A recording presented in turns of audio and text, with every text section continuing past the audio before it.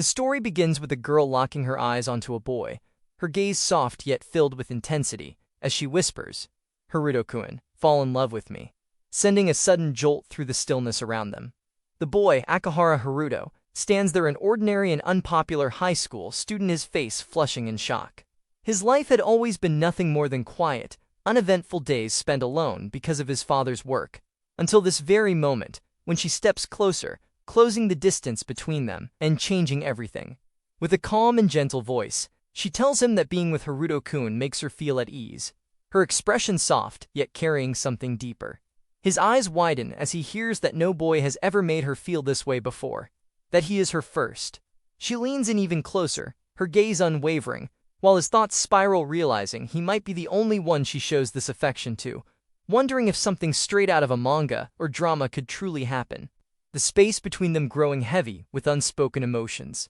Overwhelmed by warmth and confusion, the moment feels too real to deny, his thoughts racing as he realizes that this is happening right now. Her arms gently wrap around him, her expression calm and content, while his face turns red and his head spins from the closeness. A single thought echoes in his mind. How did things end up like this again?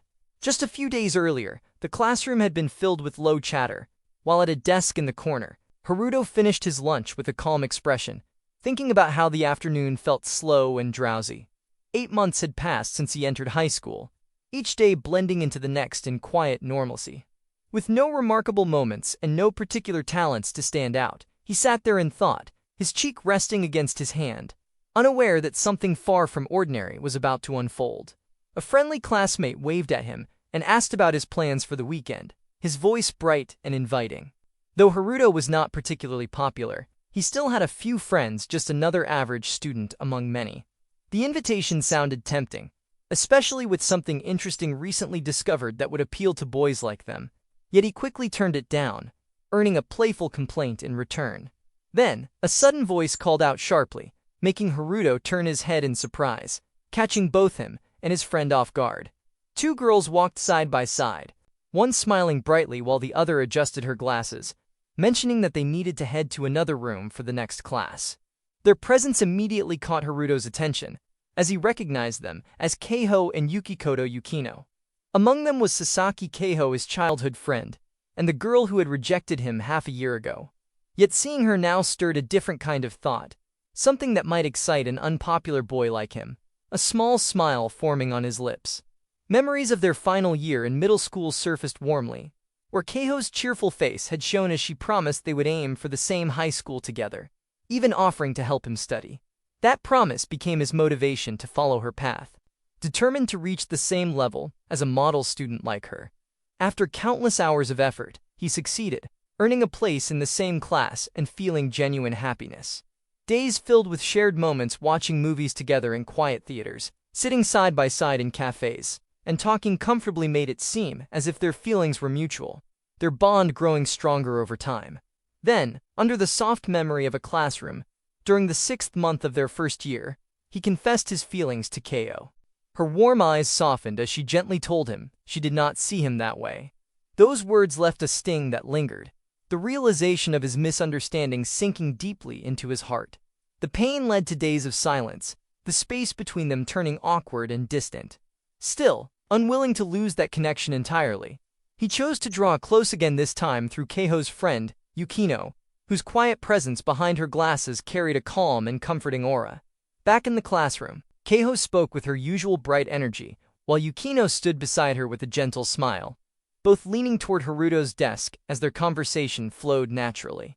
Talking casually about small things, the atmosphere felt light again, as if their relationship had slowly returned to how it once was. Walking through the hallway, Haruto found himself thinking how it would take a miracle for him to ever have a girlfriend after being rejected by the girl closest to him. Still, no matter how he looked at it, Keiho remained undeniably cute, her bright smile lingering in his memory. As he passed by a doorway, something caught his eye. Yukino, standing quietly in the sunlight, her long dark hair and composed expression giving off a graceful presence that naturally drew his attention. His gaze shifted fully toward the doorway, where she stood bathed in light from outside, her presence impossible to ignore. Her eyes met his, a subtle spark of recognition flickering between them as she began to step closer. the ribbon in her hair swaying gently with each movement. The name surfaced in an instant. Makoto Ray, her expression calm, yet unwavering, as if this meeting carried a weight that could not be ignored. Haruto's eyes shifted toward the girl standing by the desk, her presence quietly commanding the room. Thoughts compared her beauty to any in the school, yet it was clear she fit the title of number one. Long hair framed a face both elegant and distant, as if she radiated cold air all around her. Known not only as the top student in the grade, but also as the invincible beauty, everyone called her the Ice Goddess. From those who respect and admire her to those who act cold and indifferent, the title Ice Goddess followed her everywhere, though to some it was met with a laugh. No matter the opinion, she remained an entity far beyond reach. In the midst of these thoughts, an unexpected hug came from the side, and the sudden closeness made Haruto turn his head, meeting Keiho's bright gaze as she asked what had caught his attention.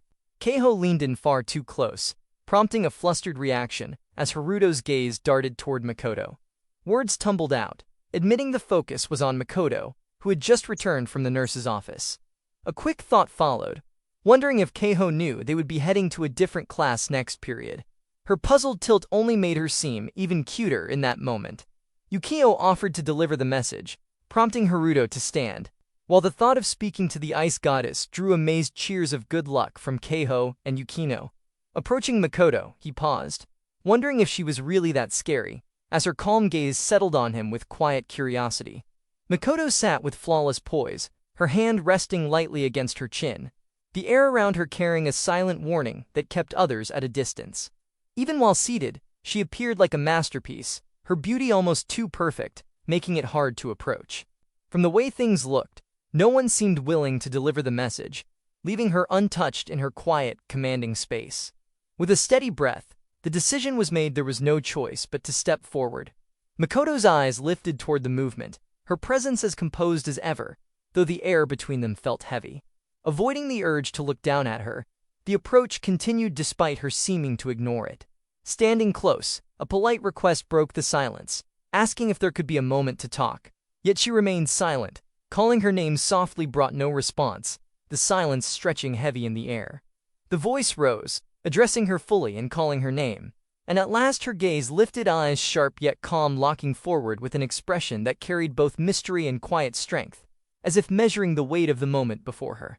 Haruto's eyes widened, a faint blush rising as the presence of the school's goddess became clear, the thoughts settling in about the fuss surrounding the number one beauty.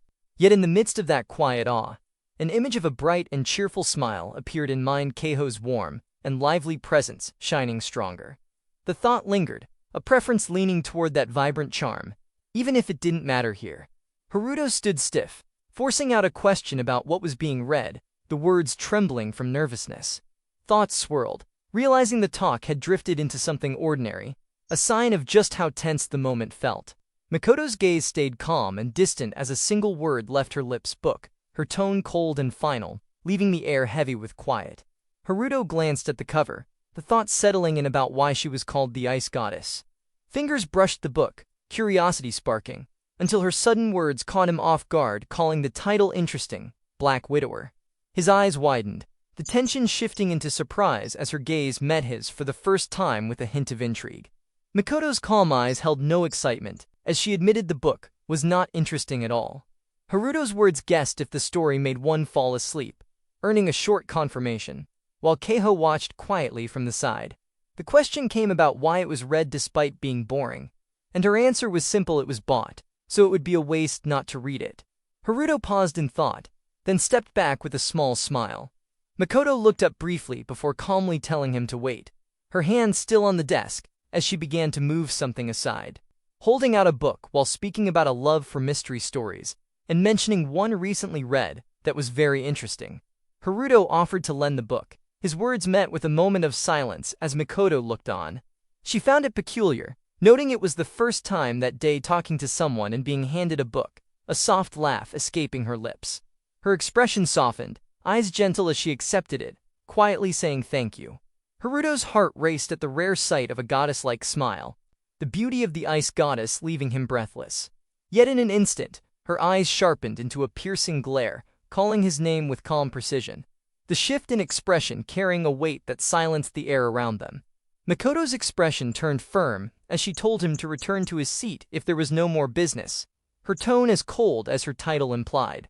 Haruto quickly delivered the message about the next class in the audiovisual room, making it clear it was not about novels. A brief silence followed before her gaze softened just enough to offer a quiet thanks. Then she fell silent once more. Haruto stepped away with a quick "alright then," trying to keep calm, yet the rush of nerves hit hard after answering so bluntly. Across the room, Makoto sat in quiet poise, her beauty striking like a model or an actress, making the thought of lending a book to someone like her feel almost unreal. A flicker of excitement sparked as the idea of entering a popular period danced in the mind, though brushed off with a playful "just kidding," the moment still carrying a quiet thrill. Upon returning, Keo and Yukino welcomed with bright curiosity, eager to know the outcome, their eyes shining with anticipation. Haruto glanced back slightly, admitting she was definitely something, the moment still vivid in thought. A faint smile curved his lips as his gaze softened, the image of the quiet yet overwhelming ice goddess lingering all right, in a lot of ways. Makoto's calm gaze held a distant beauty, cold yet flawless, like an ice goddess far beyond the reach of an average person. Her presence felt like an untouchable entity, stunning as a goddess and just as distant. In the quiet that followed, the thought settled that in a few months, classes would change, and the path with Makoto would no longer cross. The thought at that time was certain it would end just like that. The small apartment stood quiet, a place unchanged since before the father's transfer. Stepping through the door with a faint murmur of "I'm home," the empty space answered only with a familiar sign "currently away on the job," leaving the habit of greeting still lingering in the air. A quiet laugh escaped while noting that living alone meant no one would answer anyway, until an unexpected voice replied, "Welcome home." The door opened to reveal a figure standing there, leaving a stunned expression frozen in place. Shock sparked instantly, the mind racing with disbelief at the sudden and impossible sight. Makoto's calm voice spoke the name Akahora-kun, her gaze steady as she stood in the room. The sudden sight left him stiff at the doorway, disbelief written across his face. With a graceful step, she questioned the frozen stance, comparing it to seeing a ghost, her presence filling the space with quiet certainty. Haruto's voice trembled in shock at the sight of Makoto, her composed gaze unwavering as she stood before him. The question rose if the wrong room had been entered, confusion clear in his expression. Yet with calm certainty, she stated there was no mistake, the door sign reading room 301 Akahara Haruto's home, making the encounter all the more baffling. Makoto's cheeks flushed as she said that from now on this room would be her home as well, her voice calm but firm, leaving Haruto standing frozen, eyes wide in shock at the sudden words. Haruto panicked at the idea of having to move out, but Makoto said no one said to move, confirming she now lived there. With a faint blush, she explained it couldn't be helped, and that she had to live together with Haruto. The door opened fast as Makoto watched calmly, her eyes steady. Haruto froze, thinking it was a prank, looking for the camera and the culprit hiding. The thought hit that this was not like picking up a lost cat on the street and living together just like that. Makoto asked what was being done, while his hands slipped and he muttered it was nothing, face red with confusion. Haruto fell back with a flump as books scattered. Realizing this was where those books were put away. Makoto held one and asked what book that was. His face turned red and he stammered, saying sorry and promising to clean these up right away. Haruto's eyes widened, realizing Makoto was close, more importantly close enough to see her clearly. Makoto gasped, her face turning red as the moment froze between them. Makoto's face turned red as she called him the worst, demanding where he was looking and saying this was awful, asking if it was on purpose. She swore all boys think are only those kind of stuff, lashing out like a furious cat. Haruto's face turned red as he said sorry, swearing it wasn't on purpose. It was the first time seeing Makoto show this much emotion. While she thought this was the worst and questioned why a girl who hates men had to live with a boy like him. Frustration swirled with confusion, questioning why she agreed if truly against the idea. Words pressed harder, saying now that it was seen, it couldn't be helped, but if so opposed, why come here at all? Makoto flinched slightly, her composed expression faltering for a moment. Makoto's eyes widened as her voice trembled, offering an unsteady apology. Haruto looked on in surprise, caught off guard by the sudden change in her tone and expression. Her cheeks flushed while she asked to be spared, admitting there was nowhere else to go. Makoto stood with a timid look, asking not to be thrown out, while a heavy feeling of guilt sank in like a terrible prank had been done. Thoughts swirled, wondering if she had been thrown out of her home, recalling rumors that she was the daughter of a famous company. More importantly, questions rose about why she had to live in such a cheap apartment, the situation growing more puzzling with each moment. Makoto calmly held up the keys, saying if it's the keys, they are here, while Haruto panicked, asking how she got the keys, and if the doors had been left unlocked. She explained they were given by the person named Akahara Amane, the small cat keychain swinging lightly as his eyes widened at hearing it was from Amane. Haruto thought about a cousin named Amane Nizan, a university student who was no different from family, and had lived there until recently, now in America studying abroad. The memory made him call her that damn free-spirited woman. Haruto rushed forward, saying screw it, and not caring what time it was in America, deciding to call right now. Thinking the house keys were very important, and she needed to explain herself, the phone rang until a voice answered. Hello? This is Amane Akahara, and Haruto replied, This is Haruto. Akahara Haruto. Amane Nizan greeted with a lively voice, saying it had been a while and asking how Haruto had been. While he firmly said there was an important thing to ask, why give the key house to a classmate? She replied calmly, saying it was about time the call came. Amane Nizan said the keys were given before going abroad, and told Makoto Reisen over the phone that she could live in that house, while Haruto listened with a stunned look as laughter came through the call. Haruto said Amane Nizan was too carefree and hard to read, and she replied that it couldn't be helped because Makoto Rei could no longer be in her former house. Amane Nizan said her family's circumstances were difficult, and the house was uninhabitable, so that's why to protect her, as she is a second cousin. Haruto reacted in shock, asking if Makoto-san was really a second cousin, while she added that the girl doesn't trust anyone, and asked if he had already threatened her. Amane Nizan said to please be kind to her, and let her stay for a while, while Haruto wondered about a high school girl being chased out of her own home, feeling like it was a whole different conversation. As given her situation, feeling threatened in all directions was understandable. Haruto held his head, thinking this was just ridiculous. So many things to retort here, probably 30 or more. The thought lingering that she can't even get her old belongings, as the call ended with a quick need to hurry. Haruto grew tense, thinking studying abroad is difficult, but holy crap, how irresponsible can she be? Calling dad, but he didn't pick up. The thought pressing that there is no choice but to live with Makoto-san. A sudden sneeze escaping before turning with a curious. Makoto blushed, covering her mouth in surprise. Haruto hurried over saying for now wear him blazer, realizing he forgot to turn on the heater and promising to turn it on soon. Makoto turned away, blushing and insisting she didn't need it, refusing with the words not wanting to be indebted, Haruto urging that a cold would be caught. The thought flashing in his mind of what's wrong with this unlovable creature, picturing a small threatening pose like a tamandwa. Haruto thought she acts like a wary stray cat that got picked up to a new home, wondering why she's so reluctant to wear it when it's just a coat. A voice reminded that girl doesn't trust anyone and to please be kind to her. Makoto standing quietly as the thought repeated she's a stray cat, ending with a sigh and the words you don't need to overthink this. Haruto said this is his house, feeling bad to leave someone cold and shivering, but Makoto replied not caring and saying it's not cold anyway, making him say don't be stupid. Looks worse by the minute, want to freeze to death. Haruto pushed the coat toward her, saying just wear it, and even offering to be indebted if she did, asking if a blanket was wanted instead. But her soft reply was neither, leaving him pausing before she stepped forward, arms wrapping in a sudden squeeze. Haruto opened the refrigerator with a soft click, looking inside before asking about hot chocolate, honey hot milk, or coffee if milk wasn't liked. Makoto, wrapped in a blanket, sat with a faint blush, saying there was no plan to receive that much from Haruto. Haruto knew Makoto would say that, but no one could ignore it if the one in front looked that cold. Then an idea came, yet doubt remained, thinking no matter what was done it would be denied, urging to try to read her. Haruto smiled, saying being cold made a drink sound good, and with a guess it was obvious to prepare one, then asked which one.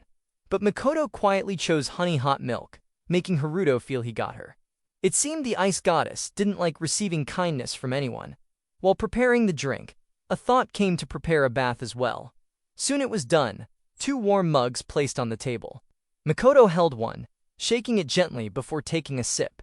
Makoto sipped from the cup, her cheeks warm and eyes gentle. Haruto watched, thinking she only drinks milk here, but she's beautiful, feeling a quiet throb inside.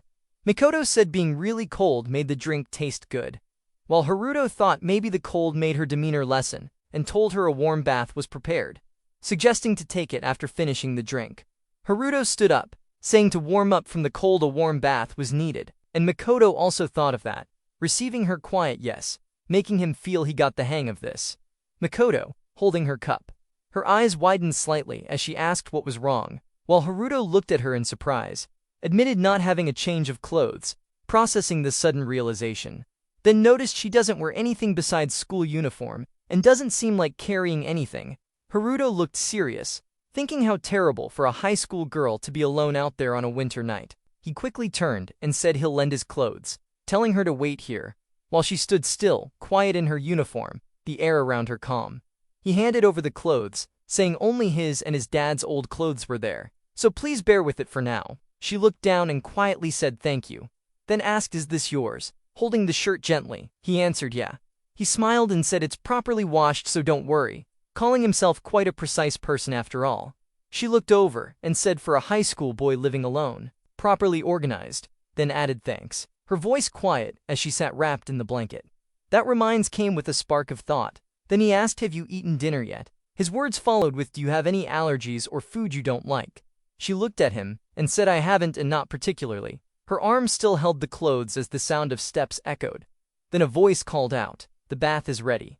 He said please take a bath first, while she stood with a confused look and said still have many questions. The door closed, and a quiet thought followed, still feel a bit nervous living with Mikoto, just the two of us, standing in the kitchen with apron tied.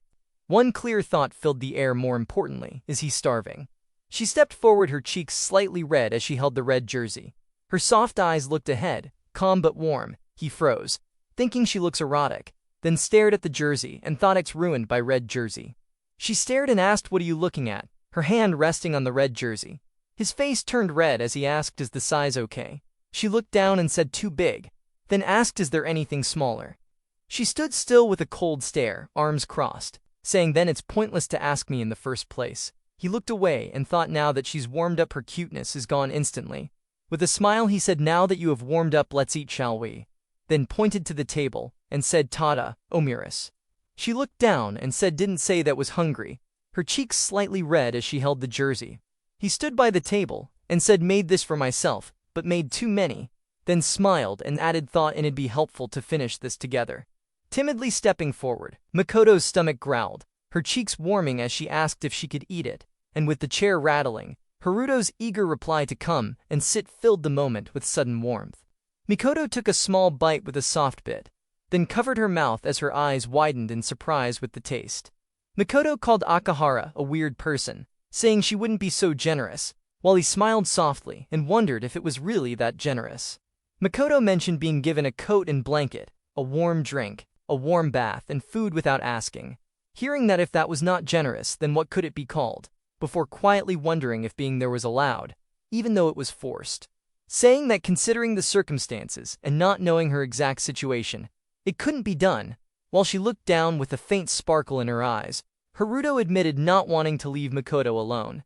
Mikoto said that even as second cousins they were basically strangers, wondering why it would be thought otherwise, while Haruto repeated the word strangers in response.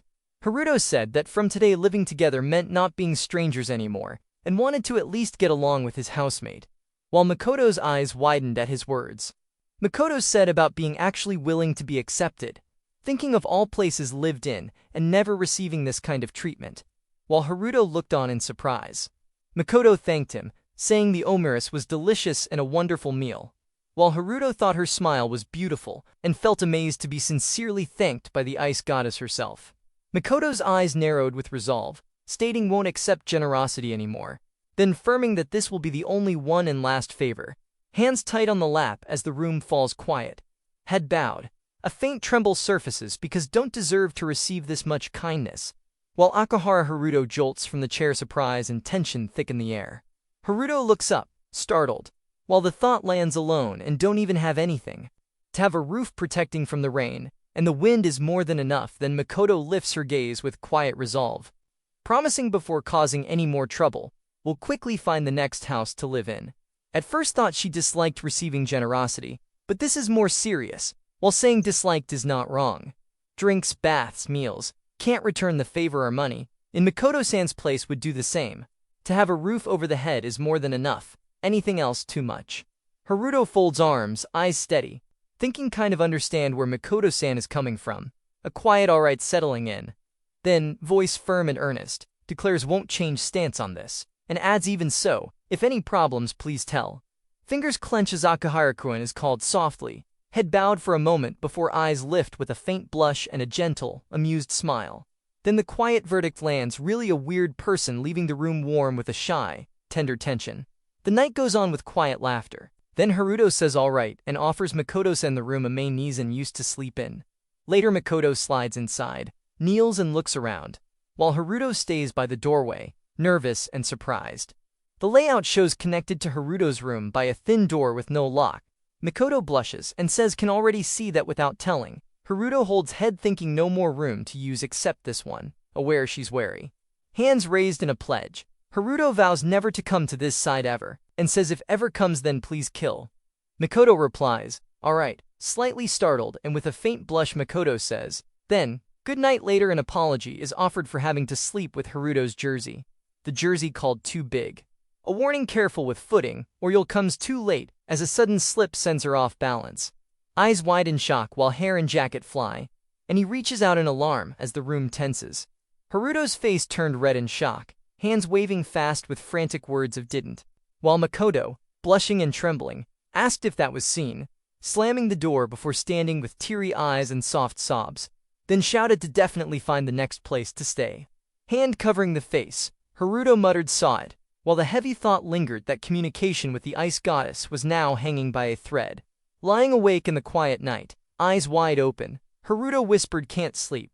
Mind restless when thinking about the person living under the same roof, especially when that person is the school's #1 beauty, Makoto Rei-san.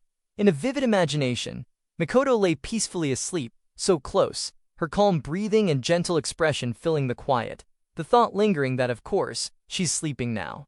Eyes squeezed shut in frustration, Haruto's thoughts spiraled in panic, questioning what was being imagined, before forcing the mind to stop and shouting inwardly to just go to sleep already.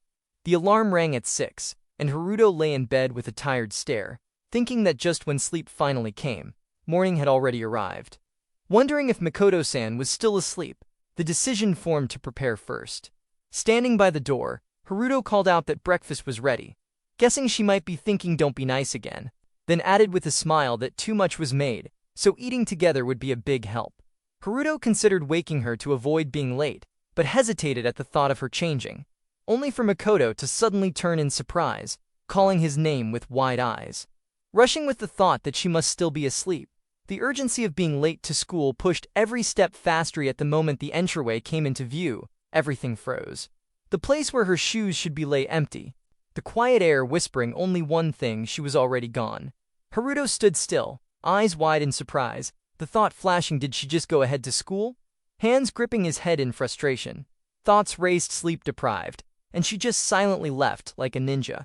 What stung more was the lack of even a simple good morning or goodbye, leaving the morning air feeling strangely empty. And after eating breakfast alone, Haruto headed to school, still restless from a sleepless night. Haruto spotted Makoto already at school, quietly reading with her usual composed air, the thought settling that she had gone ahead after all. Living under the same roof was expected to change daily life, eating together, sleeping next to his room, yet the reality felt different. The morning passing with barely a word exchanged. Friends greeted Haruto with cheerful voices, pointing out the tired bags under his eyes, while another laughed that it was just the usual. Eyes down on her desk, and Haruto walked past with a glance, noting it was the usual Makoto-san. Nearby, Makoto sat with her usual don't talk to me aura. Haruto kept a measured distance, knowing that suddenly getting close to Makoto would draw suspicion. Yet the thought lingered that they had grown closer. A glance from her made his heart tighten, the question forming if being overly conscious was his alone. In the end, the feeling settled with a quiet sting guess that was wrong. Even though conversations had flowed before, now Makoto walked ahead with a clear distance, her steps steady, yet avoiding his presence. Haruto's gaze followed, the thought pressing that the space between them felt farther than ever. as if she was frankly avoiding him from the start. Because thoughts were filled with Makoto, focus in class slipped away, and the day ended just like that. Of course, Makoto went home first, leaving the walk back feeling colder, the heart frozen solid. Sleepy and chilled, the only thought was to hurry home, until a sudden sight on the way sparked surprise. Keiho's bright voice called out with Yuki close beside, both smiling warmly as they hurried up from behind. Haruto turned in surprise, recognizing them instantly and greeting with a casual remark, only for Keiho to point out they had been right there all along. Yukino stepped forward with a shy look, softly saying sorry for surprising Akiko. While beside her, Keiho pointed out that there was no realization at all. Haruto, still flustered, asked why the tailing happened, telling her to just talk like a normal person. Keiho leaned in with a playful smile, saying was wondering when it would be noticed, while Haruto's voice grew tense, pleading not to be toyed with. Yukino blushed, saying sorry, and that calling made her nervous, while Haruto wondered how after knowing each other since middle school there was still nervousness. A sharp glare came as Keiho stepped forward, warning not to come any closer. Thinking of joking with Keiho like always, Haruto remembered and wondered why Yuki tried so hard, thinking how thanks to her, Keiho and Haruto managed to get along again, the quiet and reserved Yuki always reeling her in. Keiho lifted her arms with a bright smile, saying as of why followed, while Haruto stepped back in surprise. Keiho leaned in with a bright smile, saying it was to ask a favor, while Haruto froze with wide eyes, stammering a question and flushing red, his voice trembling that she was too close. Yukino looked flustered, telling Keiho not to tell everything, but Keiho cheerfully explained how Yuki wanted to play a newly released game and felt lonely playing alone. With a playful wink and a bright smile, Keiho asked if they could play it at Haruto's house. Haruto froze in shock, thinking how even Keiho never came to the house anymore after rejecting him. Now realizing both of them were going to visit, the surprise turned into excitement, calling it good news thanks to Yuki wanting to play, seeing her as a savior, and feeling certain they could finally get back together as friends. Haruto's face turned pale in shock, realizing they would find out about living together with Makoto-san. And while playing, there was the chance Makoto-san might come home, or was already there making their encounter inevitable. Thoughts raced about how a boy and a girl sharing a home would look suspicious, thinking it was painful but necessary to turn her down. Standing before the two girls with a conflicted look, Kale looked up with hopeful eyes, asking if they could come. While Haruto's face tensed with hesitation, Keiho's eyes widened slightly, a hint of worry in her voice as she wondered if it was because of her. Then her lips curved into a warm smile, brushing it off with a bright laugh, saying it was just playing with friends and nothing to worry about. And Keiho smiled brightly, saying he should be happy because two beautiful girls like her and Yuki would come to his house. Haruto waved his hands nervously, saying he'd actually welcome them, but had an errand to do alone, apologizing quickly, while Yukino looked flustered at Keiho's words. Haruto bowed his head in frustration, apologizing to Keiho, while she smiled gently, saying living alone was hard and she was sorry for suddenly asking. Inside, Haruto's thoughts spun, knowing it was a good chance yet forcing himself to refuse, telling himself there would be another chance as they had just started getting along again. Yukino watched closely, thinking about protecting Makoto-san's good name and doing the right thing, then stopped and pointed ahead, saying isn't that, making Haruto and Keiho turn to look. Two boys stood in front of Makoto, recognizing her as the girl in the same class as Akikuin and Keiho. Nearby, Yukino said she was famous as the ice goddess, while Keiho noted even Yuki from the neighboring class knew her, and Haruto stared in surprise, calling out Makoto-san's name. Makoto pulled her arm away from a boy's grip, her expression tense. Seeing this, Haruto realized she looked uncomfortable and in trouble, quickly saying he would check on her, while Yukino warned it was dangerous. Keiho grabbed Haruto's arm, her eyes filled with concern as she asked him not to fight, while Yukino watched anxiously. Haruto paused, realizing these two knew him from middle school and were worried about him. Haruto gave a reassuring smile, saying not to worry and that he wouldn't fight, then ran ahead, telling them it was dangerous and they should go home first, leaving his bag behind as Keiho called out his name in concern. Makoto stood facing three boys in a deserted, rundown area near an empty escalator, her eyes sharp with suspicion as she asked why they had brought her to such a filthy place and what they were planning. Makoto shudders with wide, startled eyes as the situation takes an unexpected turn. Several male students gather around, one mentioning they told him to rough someone up for a bit. A student smirks dismissively, saying he'll leave that to imagination, while Makoto stands behind asking who. The tension escalates as another student approaches menacingly, stating they're free to do what they please on how to rough someone up. A hand reaches toward Makoto as she reacts with wide, shocked eyes, her face filled with fear and surprise. The situation intensifies as multiple students surround them, with one commenting that's a good reaction, while another tells her to please behave, since she doesn't want to get hurt. The situation escalates as hands reach toward Makoto, who cries out in distress with wide, frightened eyes. A voice questions what she ate to make something this big, while Makoto's expression shows pure terror and helplessness. Makoto cries out desperately, pleading for them to stop and not touch her, tears streaming down her face as she's overwhelmed by fear. The bullies react with shock and pain, one complaining that this underestimated them, while another cries out that it hurt.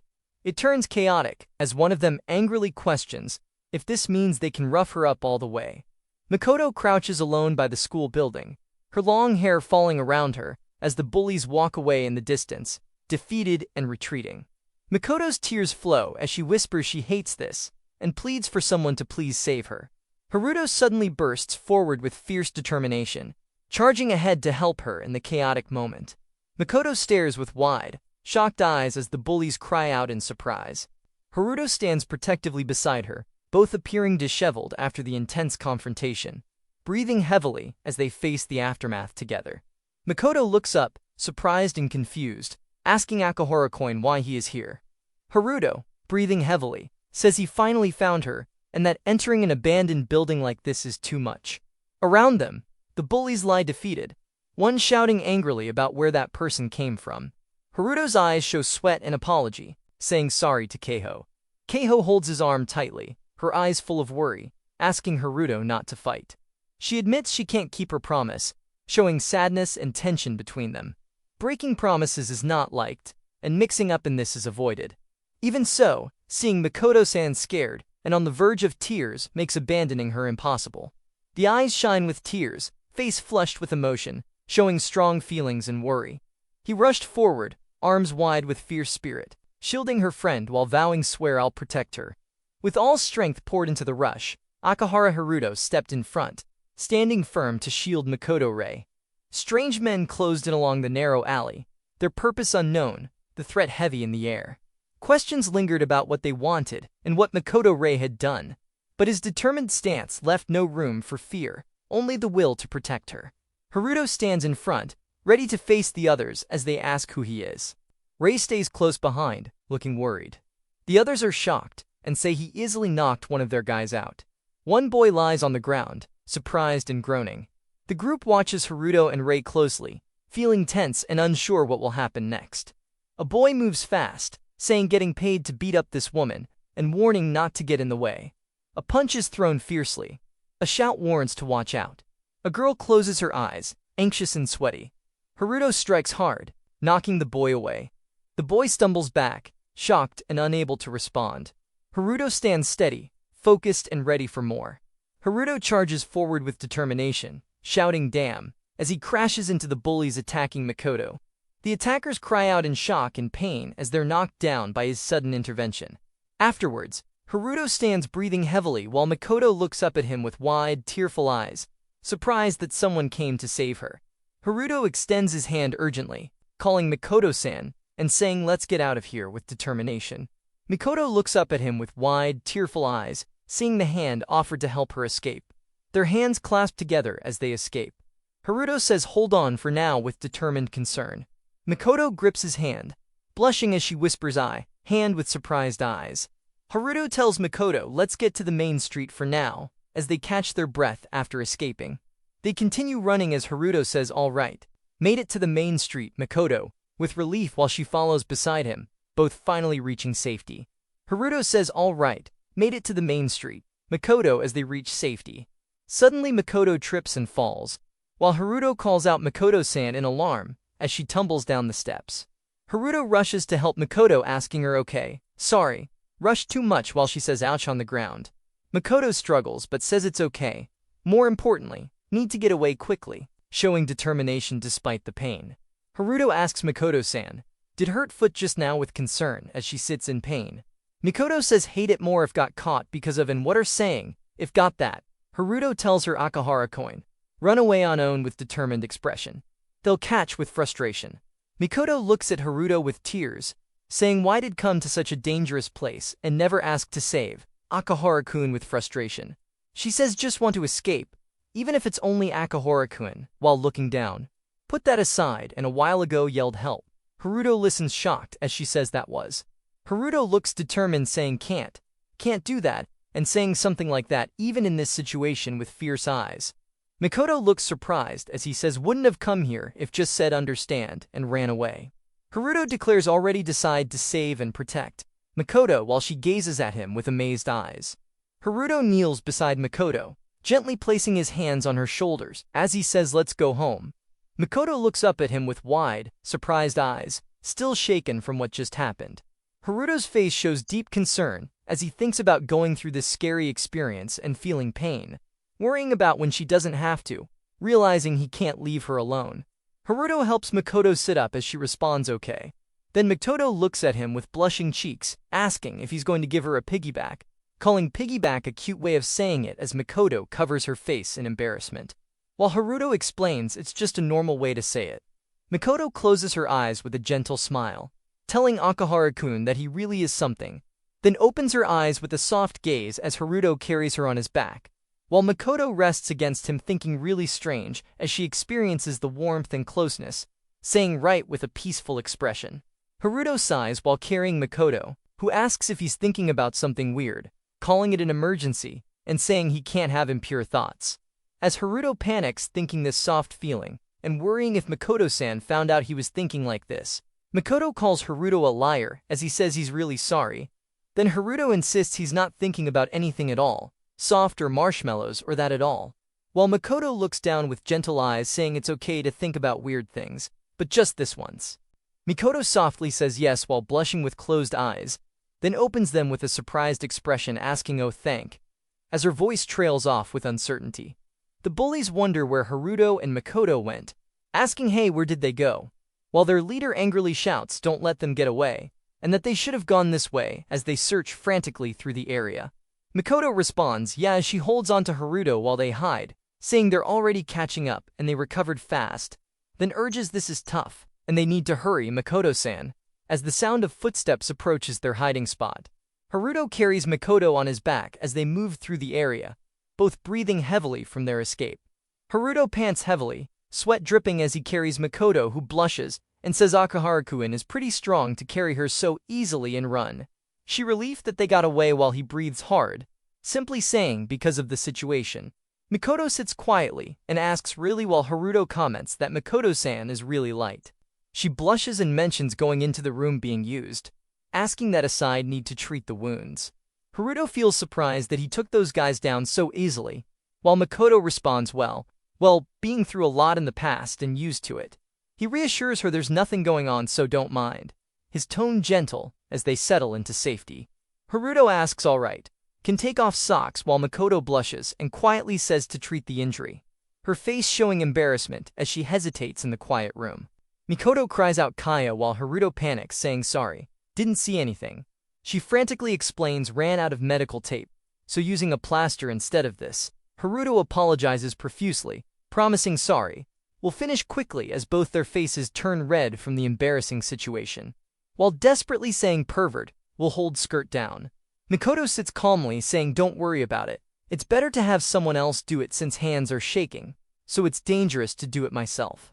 Haruto looks flustered responding sorry, maybe just being a nuisance as he tends to her wound in the quiet room. She continues asking doing this for me, right? Her eyes focused on him. Haruto responds don't apologize Mikoto-kun, his voice gentle as they sit together in the quiet moment. Mikoto looks at Haruto with a serious expression, saying there's something need to say. Mikoto sits on the floor with a gentle expression, thanking Haruto so much for saving her when she was being attacked, and for carrying her all the way back here. Haruto sits nearby with a modest blush. Mikoto looks with gentle, grateful eyes as she speaks about taking care of her injuries, expressing that she's grateful for everything. Haruto gazes back with concerned surprise as her heartfelt words fill the quiet moment between them. Makoto closes her eyes with a gentle expression, saying that today is really the last day she'll thank him. Makoto insists that she does worry about it, while Haruto tells her that she doesn't have to worry about it. Makoto looks down with a gentle smile, saying that Haruto's bandaging skills were great even though it tickled a bit. She then gazes at him softly, commenting that Haruto is really good at everything, not just housework, while Haruto responds with a modest laugh. While Makoto asks if his mother taught him how to do these things, Haruto responds hesitantly. Haruto looks down sadly, as Makoto listens quietly when he reveals that he doesn't have a mother, he explaining that he tried to learn how to do everything himself. Haruto looks down sadly as he explains that she passed away and got caught in the big fire in Hazuki, while Makoto listens with surprised eyes. The scene darkens as Haruto continues, saying it took their two-story house and his mother, as well as Ame Nizan's parents, describing the disaster that struck Hazuki City where they live. Haruto waves his hands, saying it's okay, and he was the one who brought it up, while Makoto covers her face saying sorry for being insensitive. Haruto asks if he can ask a question too, suggesting they call it even, while Makoto responds sure with a surprised look. Haruto asks why those guys were harassing Makoto, wondering if she has any idea about it. Makoto sits quietly, saying she's sorry to bring up something unpleasant, but needs to tell him. The moment feels heavy as she prepares to reveal the truth behind the attack. Makoto sits with a troubled expression. Haruto tells Makoto she doesn't have to answer if she won't want to. She reveals the person who probably ordered them to attack her, her face showing the weight of knowing who is behind the danger, then admits she has an idea who it is. Makoto looks up with tears as she whispers about her family. In the darkness, her voice breaks as she reveals her family hates her, the painful truth finally spoken. Haruto stares with shocked eyes as Makoto repeats her family hates her. Haruto's face shows concern as he asks they hate her and why, trying to understand her painful situation. Makoto looks down sadly, explaining because she's an illegitimate child. Makoto turns away saying she's sorry, but can't say any more. Haruto stares shocked, repeating illegitimate as he processes her words. He calls out Makoto-san with deep concern, overwhelmed by her painful revelation. A phone shows a message making Haruto react with surprise. Makoto suddenly cries out in shock and distress. Haruto grabs his phone apologizing, saying sorry forgot to contact, his expression urgent as he realizes he needs to reach someone. Haruto speaks on the phone saying he's really sorry and both Makoto-san and he are safe. Someone shouts they called so many times and waited for him. Haruto looks troubled explaining he left Keiho and Yuki behind at that time, realizing he abandoned his friends. Makoto looks gently saying she'll explain at school tomorrow. Someone asks what's going on. Makoto turns away gracefully, her hair flowing as she prepares to end the conversation until they meet at school. Thinking Makoto-san didn't want to trouble him, Makoto-san became silent as the discussion became vague, her figure sitting quietly while Haruto processes the weight of everything that happened and the secrets she's still keeping from him. Haruto reflects that his long day ended leaving a troubling feeling in his mind. Haruto and Makoto stand close together, both blushing as she speaks about how even though their eyes don't meet yet, something deeper is growing between them. Haruto cooks breakfast alone, steam rising from the pan, as he thinks about how Makoto-san left for school before him, making him feel a little lonely after waking up earlier than yesterday. His worried expression reveals he can't leave her alone, too concerned about Makoto-san after yesterday's troubling events. Haruto sits eating when Makoto appears sleepily saying good morning Akahara-kun, noting he's up early. He responds good morning Makoto-san, while she stands half asleep in fluffy pajamas. Haruto thinks it's hard to believe she's called the ice goddess at school with this fluffy look, finding her cute as she rubs her sleepy eyes. Makoto makes a confused sound as her hair flows, then suddenly stumbles forward. Haruto shouts watch out as she falls toward him, both tumbling together. The fall ends with them in an awkward position, Haruto's face red as he panics asking Makoto-san if she's okay, and mentioning lingering pain in her leg. Haruto and Makoto lie close together after the fall, both breathing heavily as Makoto softly says ah. The scene shifts as Makoto sits up apologizing, saying sorry didn't mean to, while Haruto remains flustered below, both still processing their unexpected closeness. Makoto covers her face saying she has terrible fever, while Haruto looks shocked calling Makoto-san. Haruto thinks she's been walking around without winter clothes in freezing cold plus all the stress, realizing no wonder she caught a cold. His worried expression shows as he thinks this must be a cold, and a serious one at that. Haruto tells Makoto she's not fine at all, and he'll get a thermometer as she coughs. Makoto weakly says she's fine but keeps coughing. She collapses while insisting she's fine and can go to school, as Haruto watches with concern, seeing her condition is worse than she admits. Haruto caught Makoto as she collapsed, shouting that she can't push herself. The thermometer showed 39.4 degrees Celsius, while Makoto lay weakly saying no school, her fever clearly too high to ignore. Makoto lay weakly calling out pathetic with tears in her eyes. She whispered to Akahara-kun that she was going to school, her voice fading as the fever overwhelmed her. Haruto sat with his head down wondering what should he do. Leaving a sick person alone troubled him, but from Makoto's perspective it might be an unnecessary concern. Haruto reached out his hand as Makoto gripped it tightly. She looked up with fevered eyes whispering, "Stay by my side," her weak voice filled with need. Haruto stared with wide eyes, his face showing complete shock as he muttered in disbelief. Makoto looked up at him with teary, fevered eyes, softly saying "ah" as the moment hung between them. Haruto sat nearby holding his head in his hands, overwhelmed and telling himself to forget what she said. Haruto curled up saying he didn't say anything like that. Haruto covered his face telling Makoto-san what she just said about feeling lonely, right? Haruto smiled gently with determination, saying he really can't leave Makoto-san who has a cold alone. Haruto called his teacher saying, "Excuse me, sensei, this is Akahara, and he'll skip school today too." He then sent Keiho a message saying he's taking the day off, so the explanation will have to wait, sorry. Makoto coughed weakly as Haruto said he can do it. Though he knows this is hard, but can she call the school? Makoto praised him saying he's as efficient as ever while Haruto offered her water, saying let's start with water, and here's a glass. Haruto asked if she finished the call with a good job, telling her to just rest now, okay. Makoto drank water with a flushed face from her fever.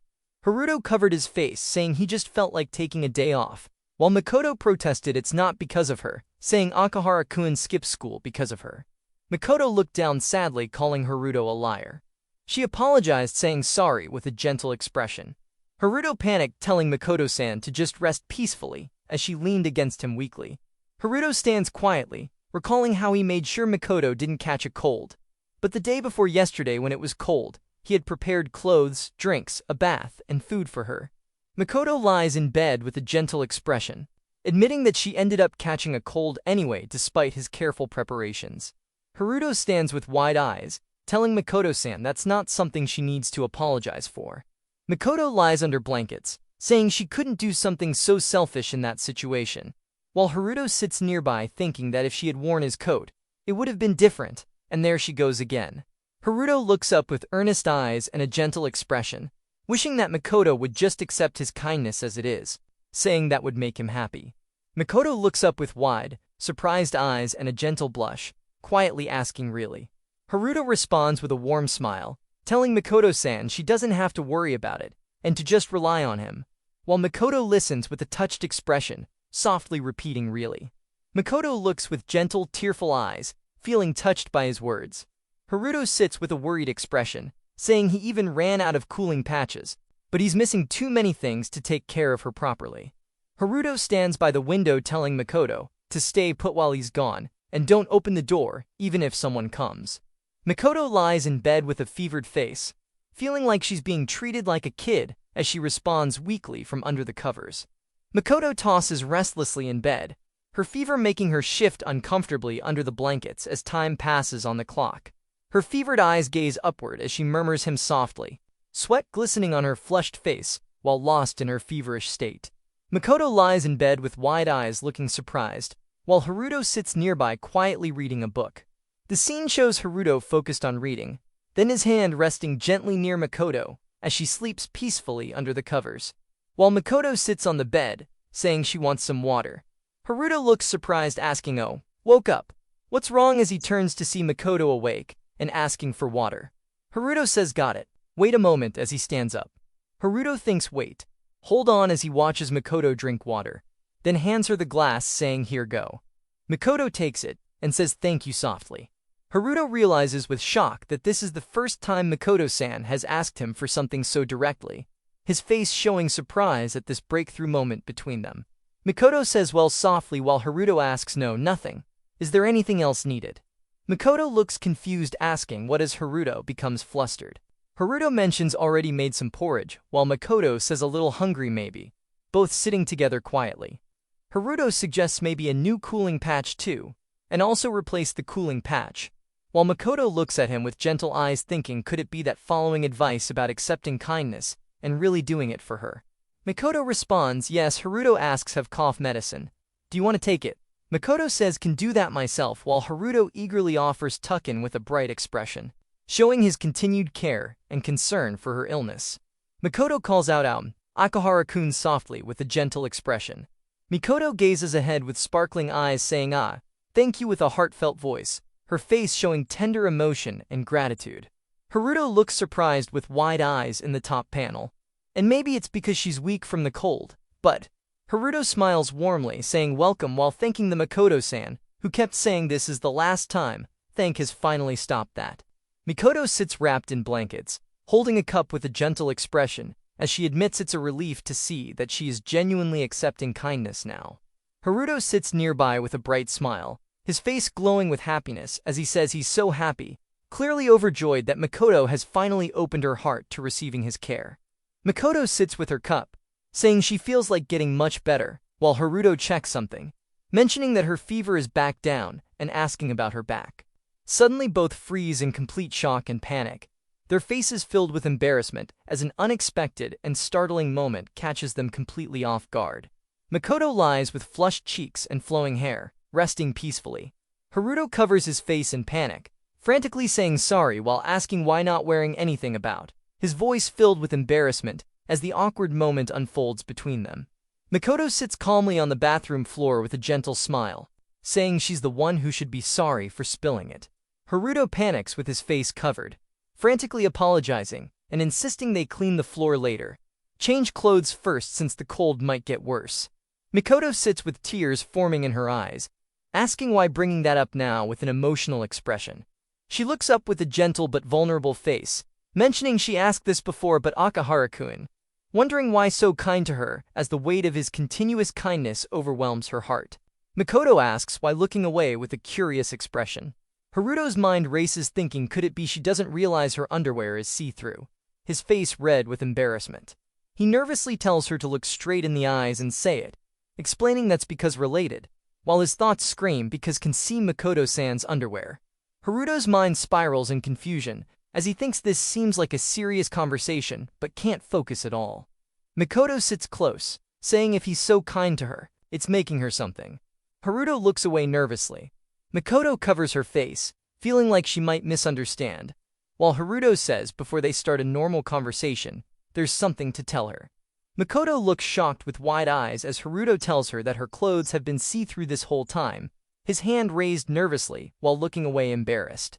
Mikoto sits frozen in complete shock, realizing the embarrassing situation she's been in.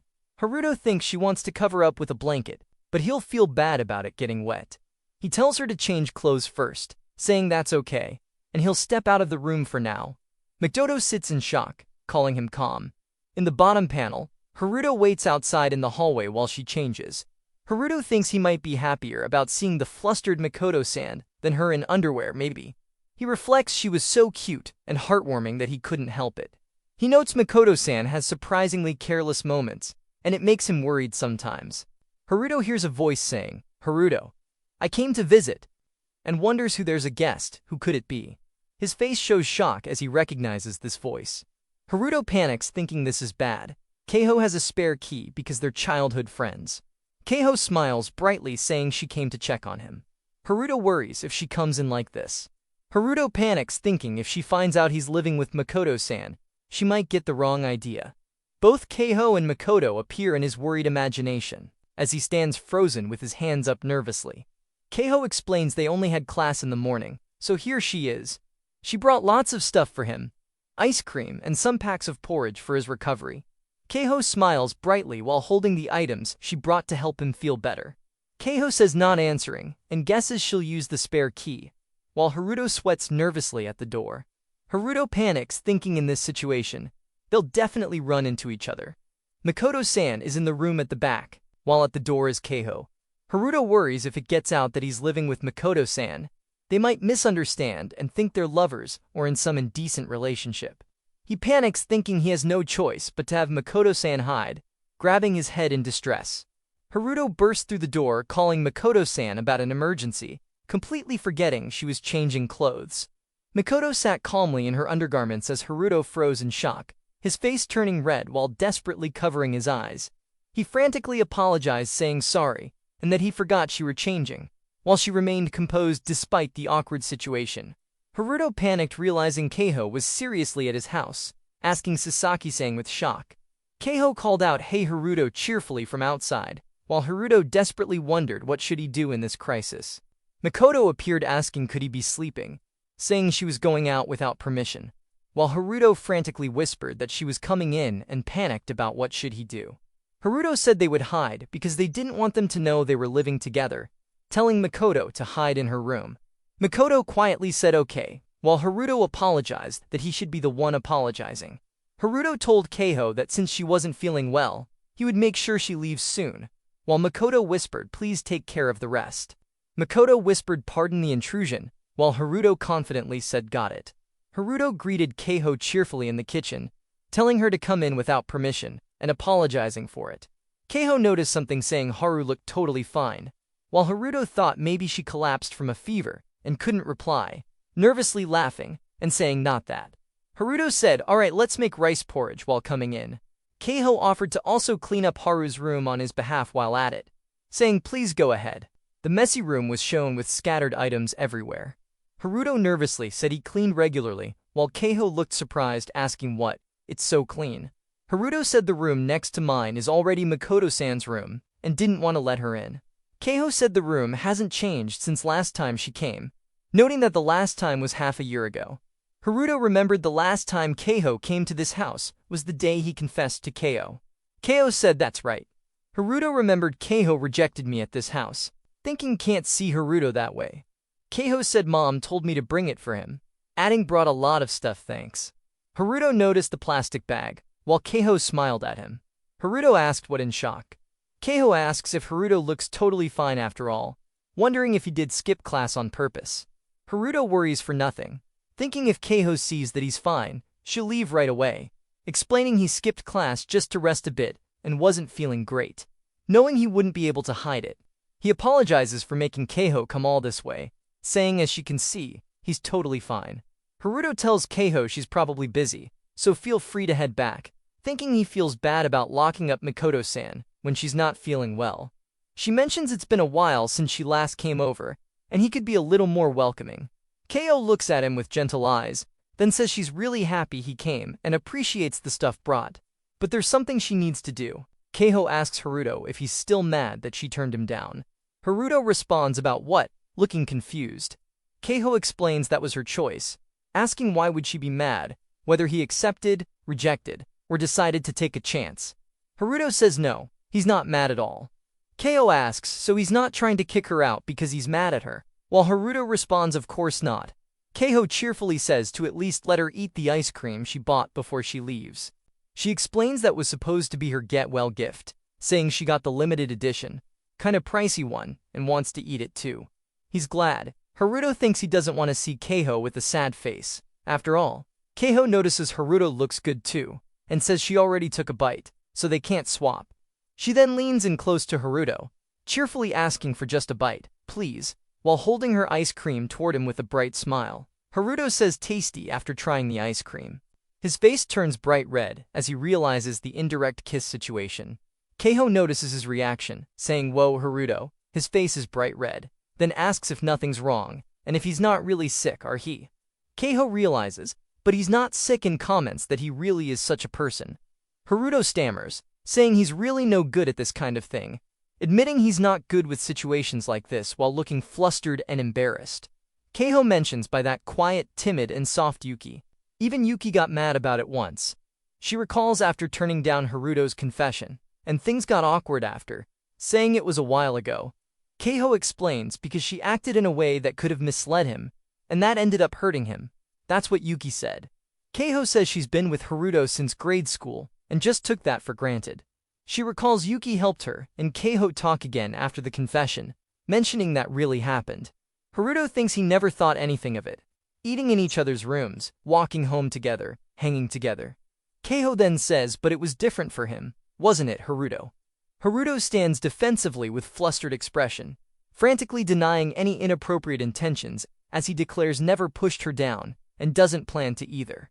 His face shows clear embarrassment and shock at the accusation, hands gesturing as he tries to explain himself while sweat beads form on his forehead from the uncomfortable confrontation about his behavior with someone. Keiho questions if that's really true, while stirring something in a bowl. Haruto looks confused, asking what that's supposed to mean. Keiho leans closer with a gentle smile, quoting that love begins with the contact of souls and ends with the contact of mucous membranes, asking if Haruto has heard that saying before. Keiho explains it's a French proverb, apparently, describing how a man and women get to know each other, connect emotionally, and become lovers. She continues explaining that then they kiss. Haruno looks shocked and flustered at her blunt explanation.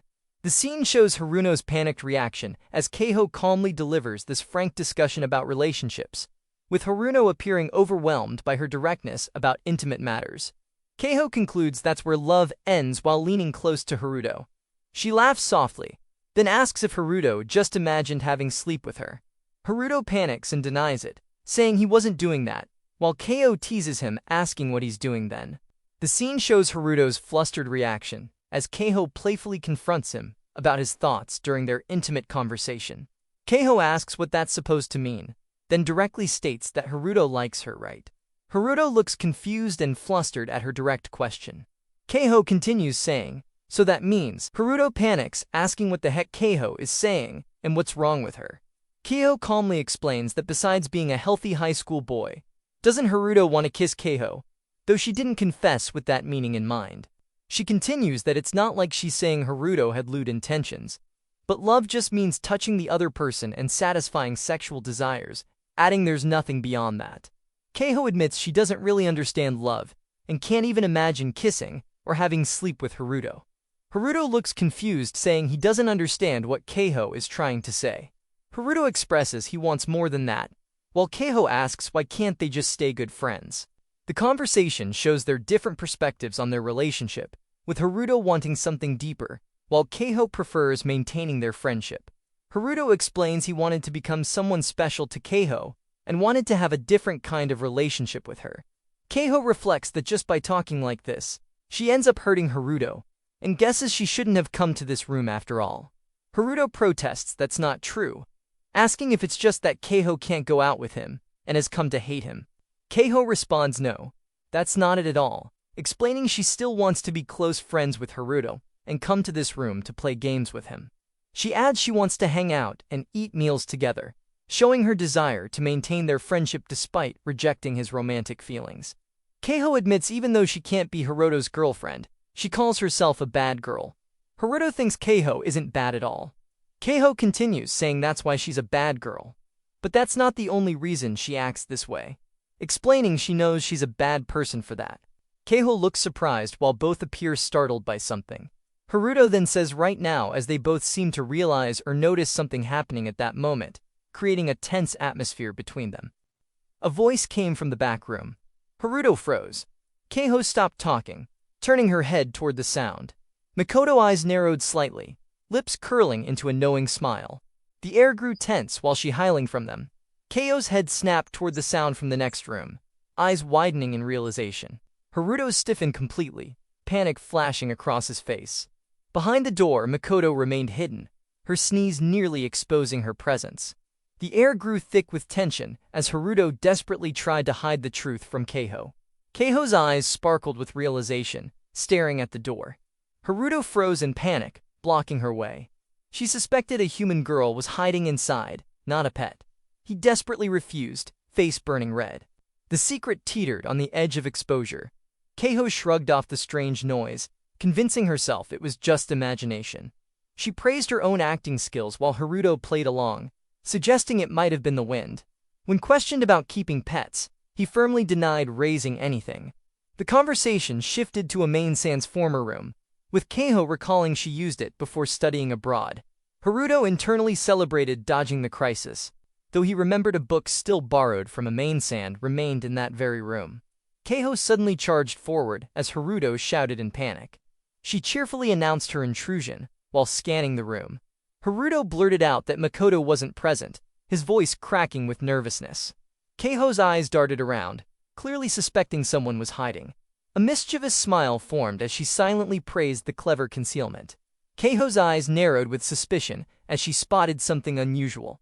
Haruto stammered nervously, quickly suggesting he might have left a game console in the room. Keiho saw right through the weak excuse, pointing out the earlier sneeze had clearly come from a girl. She laughed at the ridiculous claim, noting no game console could possibly be that large. The failed cover-up only deepened her amusement. Haruto stammered out denials, insisting there was no girl present. Keiho's eyes narrowed, immediately sensing he was hiding something important. She pressed him further, demanding to know why he couldn't tell her the truth. Her playful tone turned serious as she accused him of doing something bad, her suspicions growing stronger with each weak denial. A girl was there. The simple accusation shattered Haruto's denials, exposing the truth in 3 undeniable words. Keiho gasped. The girl before her was none other than Makoto Rei, the school's idolized goddess. The revelation left both frozen in stunned silence. Keiho confronted Makoto sharply, demanding answers. What were her intentions with Haruto? Why was she in underwear? What was this skip school plan about? The questions came rapid fire, each more accusing than the last. Keiho noted Makoto's beauty and figure, recalling Haruto's confession could have been for anyone. Haruto insisted he was just helping with her cold. Keiho fired back. Why the underwear then? The misunderstanding deepened. Haruto called it an accident. Makoto flushed, asking if she looked that bad. Keiho accused him of perverted eyes, then demanded why Makoto was even there before raising something more urgent. Keiho's shocking accusation cut through the room. Did Haruto bring Makoto here for sex? Haruto recoiled, insisting it was all a misunderstanding, that he'd done nothing shady. Yet Keiho kept pressing, noting how strangely he was acting, how unlike himself he seemed. The situation spiraled further from reality, with each desperate denial. Makoto's voice cut sharply through the tension, defending Haruto. She insisted nothing was wrong, it was all her own fault. Her words carried quiet conviction, shifting the atmosphere instantly. Makoto stepped forward, her voice firm as she claimed full responsibility. She asked to stay, chose to hide from Keiho, faced winter unprepared, and accidentally soaked her clothes. Despite Haruto's plea for secrecy to avoid misunderstandings, she openly acknowledged his kindness since her arrival. Each admission stripped away the accusations, replacing them with raw honesty. Makoto's voice rang clear. Haruto never brought her for sex. She described his genuine kindness and her happiness here, dismissing the accusation completely. With a quick apology for interrupting, she vouched for his trustworthiness, certain he'd never act inappropriately. The words carried quiet conviction, dissolving tension with sincerity. Keiho's eyes widened in disbelief. Living under the same roof with a female classmate? Haruto confirmed it simply. Makoto was now a resident of this house. The revelation hung starkly in the air. Keiho's voice wavered. Why keep this from her? A childhood friend like family? The truth settled heavily. They'd agreed to live together. She recalled Haruto's weak game console cover-up, and Makoto's own wishes in this arrangement. A quiet realization struck. Things had progressed further than she ever imagined. Haruto's voice grew quiet, but firm. Things had already changed between him and Keiho. He stumbled over explanations, insisting his secrecy wasn't from dislike, just uncertainty. The unspoken truth lingered. Keiho simply didn't need to know. Makoto's quiet question hung in the air. Haruto hadn't told Keiho for a reason. Keiho froze mid-step, confusion flashing across her face as she demanded clarification. The unspoken implication thickened the tension between them. Keiho's mind reeled at the sudden development, her confusion mounting. The situation felt surreal. Those two were somehow terrifying together. A nervous laugh escaped as the bizarre reality settled in. Haruto turns his head with a tense breath, sweat slowly tracing his cheek as the heavy mood shifts. Keiho reacts with a small startled sound, completely caught off guard as he faces her directly and questions why she is so desperate now. His hand lifts instinctively as the bottled frustration spills out, and he follows it immediately by confronting her honestly. reminding her that she rejected him before, eyes wide and voice slightly shaking, saying that it does not matter who he likes anymore now. Keiho stiffens with deeply flushed cheeks, hands tightly clenched at her chest as she pushes back emotionally, then blurting that they are close childhood friends and pleading desperately to stay like this forever without ever changing. Haruto faces her head-on, shoulders visibly tense, cutting through the emotion by firmly stating that nothing truly stays the same forever. The distance between them sharply deepens as his words slowly sink in, the fragile past cracking apart under pressure. The scene tightens painfully when Haruto lowers his gaze, voice unusually heavy, admitting that the moment he fell for Keiho was the moment everything already completely changed. The painful truth lands that they could no longer be just close childhood friends anymore. Keiho looks visibly shaken, cheeks flushed and eyes trembling slightly as she admits that of course she wanted them to stay close childhood friends forever together. Haruto lifts his head with a soft, painful smile, eyes gentle yet fully resolved, carrying the quiet acceptance that forever like before was simply never possible anymore. Sadness and resolve quietly mix on his face, apologizing sincerely for falling in love, while keeping his voice calm and surprisingly steady. Keiho looks up at him with shaken eyes, her usual brightness slowly faltering as she quietly listens. He adds that Keiho will someday find someone she truly loves, maybe someone she already secretly has, letting the painful truth settle heavily between them. Haruto continues softly, explaining that as they gradually grow into adults they will meet people they like more, people who become far more important than what they share now, his expression soft but completely certain. Sasaki Keiho turns her head slightly, silently watching Haruto walk ahead, her eyes soft as understanding slowly settles in, and she finally accepts it. She faces forward quietly, shoulders slowly relaxing, realizing that feelings naturally change as time steadily moves on. A quiet breath follows as she admits to herself that Haruto might someday fall for someone other than her instead, the painful thought stinging deeply but remaining painfully clear. Light softly drifts around her as she lifts her chin slightly, letting the difficult truth fully sink in without running away from it. Her gaze lowers gently in the end, lashes trembling softly just once, fully understanding everything and choosing to quietly accept the distance forming between them now. Haruto stiffens with a startled look as a small sound suddenly escapes him. Watching Sasaki Keiho bow lightly and softly say she will go home now, apologizing sincerely for bothering him for so long already.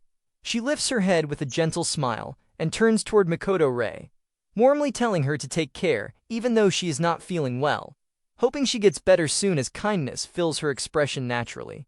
Makoto listens quietly, still seated silently, while Keiho straightens herself and steps back toward the nearby door. Keiho pauses briefly at the doorway, looking back once more as she apologizes again for intruding earlier, then cheerfully adds that they will see each other at school tomorrow. Haruto panics internally for a second, then quickly forces a smile and answers that he will meet her soon, waving awkwardly back, leaving behind a soft lingering tension as the door quietly closes and the room falls silent again afterward. Haruto realizing slowly that Sasaki Keiho really had been hiding something important from him this whole time, wondering uneasily if she had been thinking that way all along silently, as silence hangs unusually heavy. The thought suddenly snaps and urgency instantly hits, remembering quickly that he needs to properly look after Makoto and realizing her clothes are still not on, panic immediately rushing through his entire body. Makoto sways unsteadily, weakly wobbling as her remaining strength finally gives out, and Haruto moves incredibly fast to catch her before she suddenly falls. He supports her closely, apologizing softly to Makoto for putting everything off earlier, while desperately trying to steady her body. Makoto clings lightly onto him, cheeks warmly flushed, admitting shyly she just felt relieved and accidentally let her guard down completely. Makoto looks emotionally shaken, eyes glossy as she admits she was genuinely really happy that Haruto stood up for her, far more than she honestly expected, and wonders nervously if saying something like that was unnecessary before apologizing again with a small, honest expression.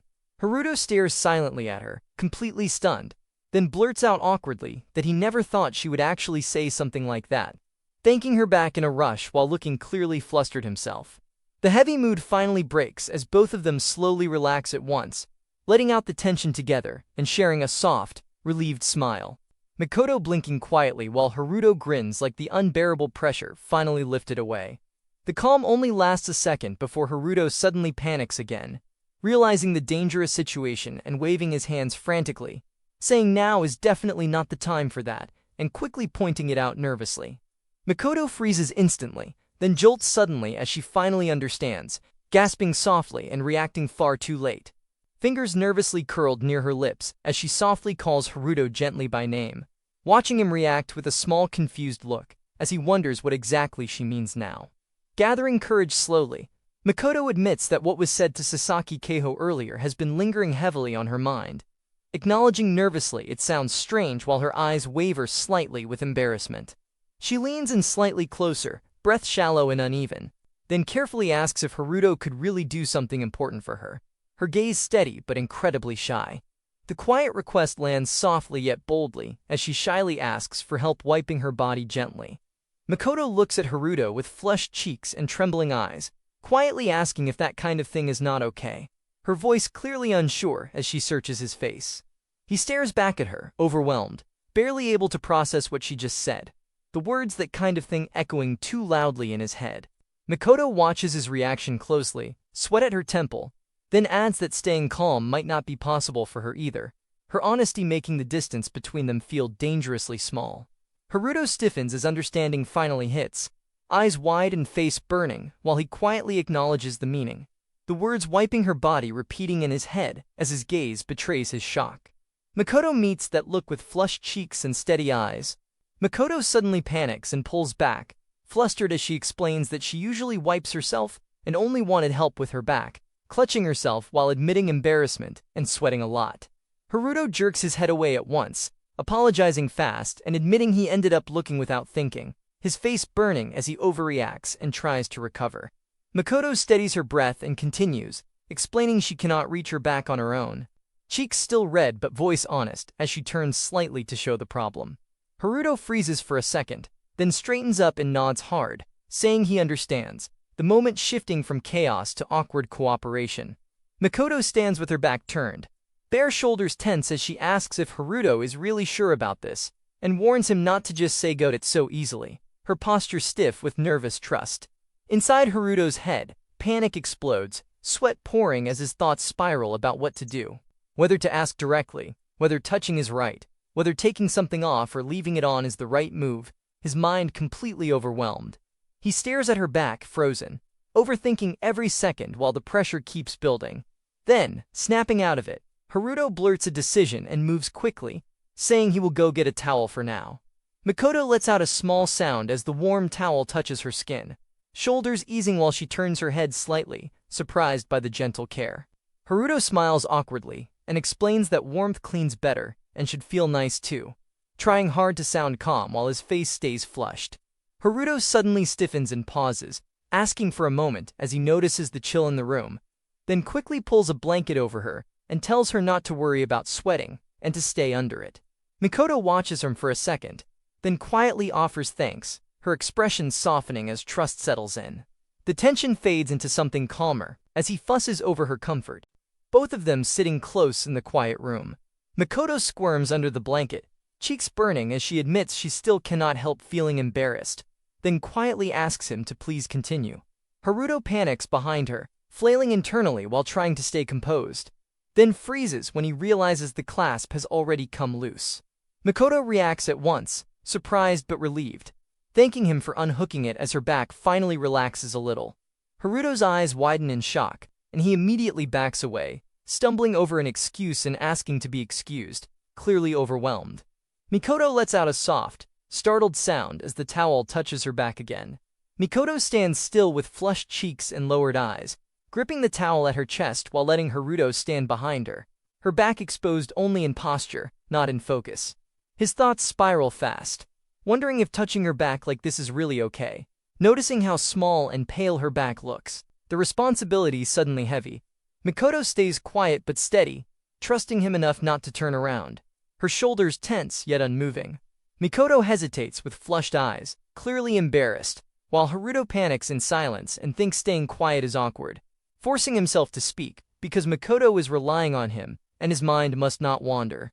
Makoto turns and fixes him with a sharp look, calling out why of all things he would choose that topic. Haruto stiffens as Makoto calmly brings up the erotic book that fell out of the closet, the words landing hard and freezing him on the spot. He blurts that silence is bad and something needs to be said, then quickly asks her to forget what happened earlier, laughing it off and thinking it is a good thing Sasaki Keiho did not see it. Mikoto calmly explains that many girls in that book looked like Sasaki Keiho, adding that detail without raising her voice, while Haruto reacts in shock, eyes wide as he wonders if that is really true. Mikoto watches him closely and states that he really does like Sasaki Keiho, her expression soft yet sharp at the same time. Haruto falters, the smile fading as silence stretches, his reaction saying more than words. Mikoto lowers her gaze, the pause heavy and quiet. Haruto scrambles to explain that he did not even buy those things himself, admitting a friend said he would give something he would probably like and just lend it over, the memory flashing back to that moment. Mikoto casually reveals that everyone around had already guessed who Haruto liked, making him jolt in shock as the truth lands harder than expected. The explanation only makes Haruto sink deeper into embarrassment, shoulders slumping as he admits feeling completely exposed. Mikoto listens quietly, then turns back with softened eyes and a gentle smile, watching him from over her shoulder. Mikoto leans in close with a gentle smile, eyes bright as she tells Haruto that this only proves he is someone who cannot tell lies, saying his honesty shows through even when he tries to hide it. Haruto stiffens, breath catching as her words land softly but deep, his face flushed while he listens. Makoto's expression turns calm and sincere, gaze steady as she adds that being unable to lie must mean he is a good person. Stiffens as Makoto leans close, his eyes wide as he wonders if that is really so, his breath shallow with surprise. Makoto looks up at him, cheeks warm, holding her hand near her chest as she calmly says that as mentioned before, she trusts that Haruto would not do anything weird. Haruto freezes as Makoto turns back with flushed cheeks and quietly asks if the front could be wiped too, her hands held close as his eyes widen in shock. The air shifts dark and loud in his head, tension crashing as she looks away, clearly nervous but honest. Haruto panics and blurts out that this and that are different, flustered and sweating as the moment spirals. She quickly explains that the thought was simple, that having someone wipe her body felt surprisingly nice, and that was all she had been thinking. Makoto clenches her fists near her chest, face burning red as her eyes shake with emotion, nerves spilling out while she tries to stay composed. Mikoto quickly turns away, saying that after all that embarrassment it would be better to just forget it, hoping the moment fades. Haruto sits beside her on the floor, rubbing the back of his neck and admitting that was true, his voice awkward but honest. She hesitates, starting to object, but the words stop halfway as her eyes soften and her breathing steadies. Haruto freezes with wide eyes, hand lifted to his chest as heat rushes to his face, admitting that it was embarrassing but not something he was against, his voice cracking in surprise as confusion slips out. Mikoto turns slightly, fingers brushing her skirt as she gathers courage, the night air thick with tension, then calmly reveals that she does not like guys, but if it is Haruto, she does not mind. Her words land soft but heavy, confidence mixing with vulnerability. Haruto panics as Makoto stands too close, sweat dripping while his thoughts spiral, rushing out a shaky thank you, struggling to explain how to put the feeling into words. The contrast hits hard when he remembers how not long ago she used to snarl at him, and now she is opening up like that, soft and real. His chest pounds as he realizes it feels a little bit like becoming someone special to Makoto Ray. Not just a little but actually a lot, and the idea makes him insanely happy. Mikoto relaxes and lets a soft smile bloom, cheeks warm and eyes closed, the tension finally easing as her hand rests lightly on her chest. Haruto freezes at the sight, staring hard as his heart trips. His thoughts spiral as he admits that such a gentle smile hits different, quiet but overwhelming. Thinking that seeing Makoto smile like that feels like the first time ever, gentle, and way too powerful. She panics and asks if she was making a weird face, flustered and stiff, while she looks back calm and sweet. Haruto leans in close and blurts that it is really cute, voice shaking, while Makoto stiffens with wide eyes and repeats cute under her breath, arms folding over her chest as heat floods her face. She admits that the only one who ever says that is Haruto, her gaze dropping before lifting again. The thought hits him hard that even though he is popular and people call her beautiful, his words landed different. Makoto looks up with trembling resolve, and admits that Haruto calling her cute felt so fresh and made her happy, cheeks flushed and eyes shining. Mikoto lowers her gaze with flushed cheeks while Haruto stands stiff across from her, sweat on his face. The space between them tightens as they look at each other, breath shallow, neither moving. Then both freeze at the same time, eyes wide, caught in a sudden stare that hits hard and loud without words. Mikoto turns slightly away, holding herself as she quietly says she was happy, her long hair falling soft as her expression shifts. Haruto looks at her and notices she looks just a little more childlike than usual, eyes wide and cheeks warm. The cool goddess he always saw feels different now, more than before, standing closer than ever without moving an inch. The next day, he looks at the thermometer and notes her fever has gone down a lot, reading 36.9. Haruto kneels by the futon and says she is fine on her own. But he still checks carefully and says it does not feel like she fully recovered and wonders if another day off today would be better. Mikoto smiles softly and gives thanks. Haruto exhales in relief, thinking thank goodness missing 2 days of school would be tough. Admitting she really does seem okay, yet the worry still sticks. Even while moving around the room, pointing out the towels on the shelf, and saying the food is over there, and she can eat this too, his chest stays tight, because despite everything looking fine, he is still worried. While saying he is off, waving as a small voice calls take care. A lot happened yesterday, and Haruto walks under the morning sky thinking about it. His steps slow when Sasaki Keiho comes into view, her name slipping through his thoughts as she smiles, and the moment hits harder because she looks so lonely. The school building looms ahead, the clock ticking, and his chest tightens as he wonders how he is supposed to act around Keiho now. The air turns stiff, the distance feels loud, and the feeling settles in deep that everything is suddenly so awkward, even though nothing was actually said. Haruto steps into the classroom and freezes when the thought hits that Keiho is already here, catching sight of Sasaki Keiho sitting easy with her phone among empty desks. She looks up and their eyes meet, the moment snapping tight as both flinch and sink. Keiho stiffens, surprise flashing across her face. Then she suddenly bolts from her seat, shoes scraping as she dashes past him. Haruto turns too late, breath slipping out as shock escapes his face. Haruto stands there flushed and sweating as the thought hits hard that she is obviously avoiding him, the silence dragging while his chest tightens. Back in the memory, while in the hallway and classroom, Sasaki Keiho keeps slipping past, bowing away, dodging his eyes, moving fast like yesterday never ended. Haruto stumbles through moments with trays in hand, hands raised too late, watching her retreat again and again. His knees finally hit the floor in his headspace, frustration spilling as the truth settles that it cannot be helped. His mind stuck thinking about what happened yesterday, trapped by the fact that he cannot even get the chance to talk to her. After school hits and the hallway empties, Haruto freezes when he spots Sasaki Keiho ahead, shock flashing as the moment feels too real. His head spirals with worry about Mikoto-san, knowing he needs to head straight home. Yet the pull to Keiho wins as he thinks at least letting her go home with him might fix something. His hand lifts, heart racing, calling out Keiho, but the timing fails. Keiho turns only for a second, her bag tight on her shoulder, then bolts forward, footsteps sharp as she runs away. Haruto stands there stunned, fingers still half raised. Haruto stops cold, body stiff as panic creeps in, the noise of footsteps fading while his thoughts crash. His face tightens, sweat sliding as the truth lands that this is bad, way too bad. The feeling mirrors after he confessed to Keiho, the same tight chest, the same spiraling fear. Just when things finally got back to how things used to be, everything snaps back to square one, his mind flipping upside down as memories replay. Sasaki Keiho stays in his head, still an important friend, and what he said to Keiho yesterday was not a lie, yet the weight hits harder. His face tightens while his thoughts spill fast.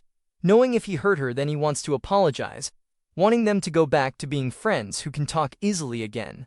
Haruto moves first, reaching for the door as a soft his name calls after him, followed by a hesitant, but how do we do this hanging in the air? His hand curls at his chest, breath shallow, the weight of regret obvious in his eyes. Yukino steps closer, glasses catching the light as her hand lifts slightly, noticing how he looks down and distant. Her eyes search his face and she calmly points it out, sensing something off, asking if something happened with Keiho. Haruto stiffens in front of her, shoulders tense, eyes wide as he reacts, stumbling through his thoughts, clearly shaken. The memory flashes back to when things fell out with Keiho, and it was Yukino who stepped in to patch things up, standing calm while everyone leaned close. Now she shines like a gentle angel, smiling so softly it feels unreal, making Haruto freeze in place, hands tight and eyes wide as panic and hope mix. His head spins with God Buddha, calling out Yuki-sama in pure desperation, while staring at her glow. The thought slips in that maybe she will help again, and the moment turns dramatic and sweet, his heart racing as he silently begs for help. Things turned awkward again between Haruto and his childhood friend Keiho, the distance heavy and obvious, leaving him standing there restless and tense. He thinks about how Keiho's best friend Yukino might be able to help. The thought hits hard that she is calm and reliable, but the only thing that truly worries him is how deeply Yukino really loves Keiho. Haruto walks stiffly when Yukino calls out, noticing he looks a little down and calmly asking if something happened with Keiho, her eyes steady behind her glasses. He freezes, shoulders tight, then turns flustered and starts explaining, stumbling into a rushed "you see actually" moment, sweat showing as feelings spill. The air snaps when he suddenly reacts, stopping him realizing something. Thoughts spiral as Haruto wonders what happened with Keiho. Then fear hits that talking to Yuki would mean telling her everything. Realizes living together with Makoto feels heavy. The memory flashes of Keiho smiling bright. Then the resolve crashes as he decides that even if it is Yuki, he cannot tell her that. In the hall, Yukino notices the sudden silence and asks what is wrong as he goes quiet, stepping closer with calm eyes. Haruto panics and waves it off, saying it is nothing and everything will be fine, really, his voice rushing while his face burns. Yukino tilts her head, soft but sharp, pointing out the kind of thing he says, watching him sink deeper. Tension thick as secrets press between them, and the drama hums low and dangerous. Yukino suddenly steps close and calls Haruto by name, the distance collapsing fast as his breath catches, watching him freeze with her written all over his face. Yukino holds her ground and asks if there is time right now.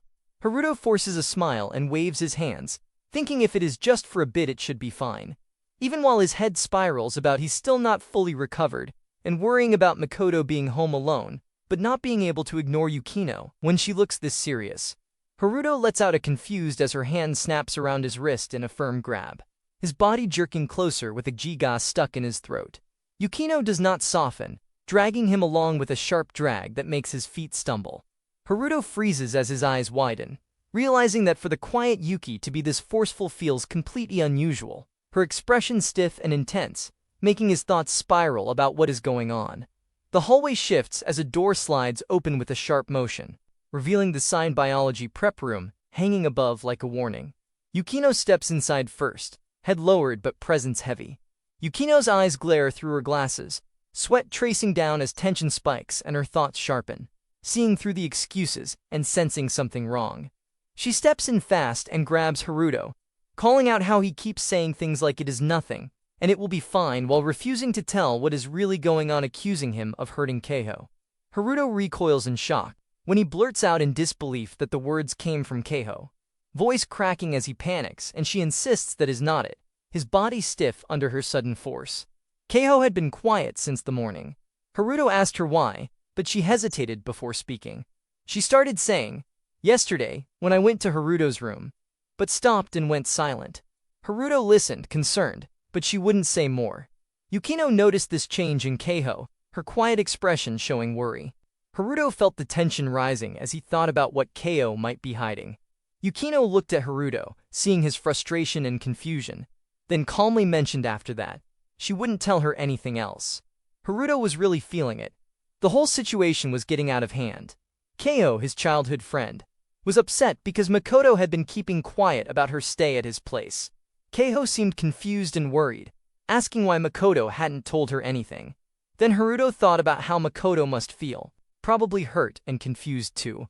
He started to panic, thinking maybe Keiho thought he did something wrong.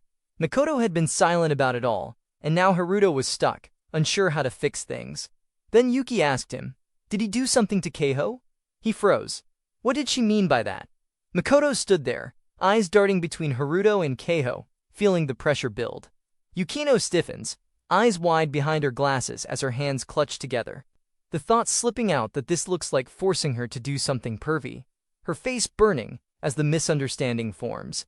Haruto recoils with a sharp jolt, shock flooding his face as sweat breaks out, clearly caught off guard by how far that idea went. Makoto comes into focus, hair loose and skin warm, lifting her head with a strained breath as frustration flashes across her eyes. He pushes back hard, the feeling spilling out that this is an insane misunderstanding, her gaze sharp and unflinching, wondering if she is seriously that untrustworthy. Haruto jerks back at the start, hands lifting in panic as his face flushes, pushing out that he did not do anything and would never do something like that, his voice sharp with denial. Yukikoto Yukino stands firm, glasses catching the light as she presses on, calm but intense, stating there is no doubt something happened at his place yesterday, and adding that judging by how Sasaki Keiho has been acting, the situation cannot be ignored. The scene tightens as Yukino hesitates, eyes softening while tension drags her words down, admitting that may be true but she cannot talk about that, the distance between them suddenly heavy. Yuki lowers her gaze, shoulders drawn in, then looks up with hurt clear on her face, quietly letting it cut out that he cannot even talk to her. The silence after landing hard, and leaving the hallway thick with unresolved feelings. Haruto looks over with wide eyes and lets out a stiff sorry, his face tense and uneasy. Yuki tightens her fist at her side, the silence heavy as hesitation hangs in the air. The pressure snaps and he leans forward, hands raised as panic spills out, pushing that much he can say. He did not do anything like what is being thought, his voice shaking with urgency. He pointing out that even if he was not that type of guy, he should be more vigilant in this type of situation and protect Keiho better.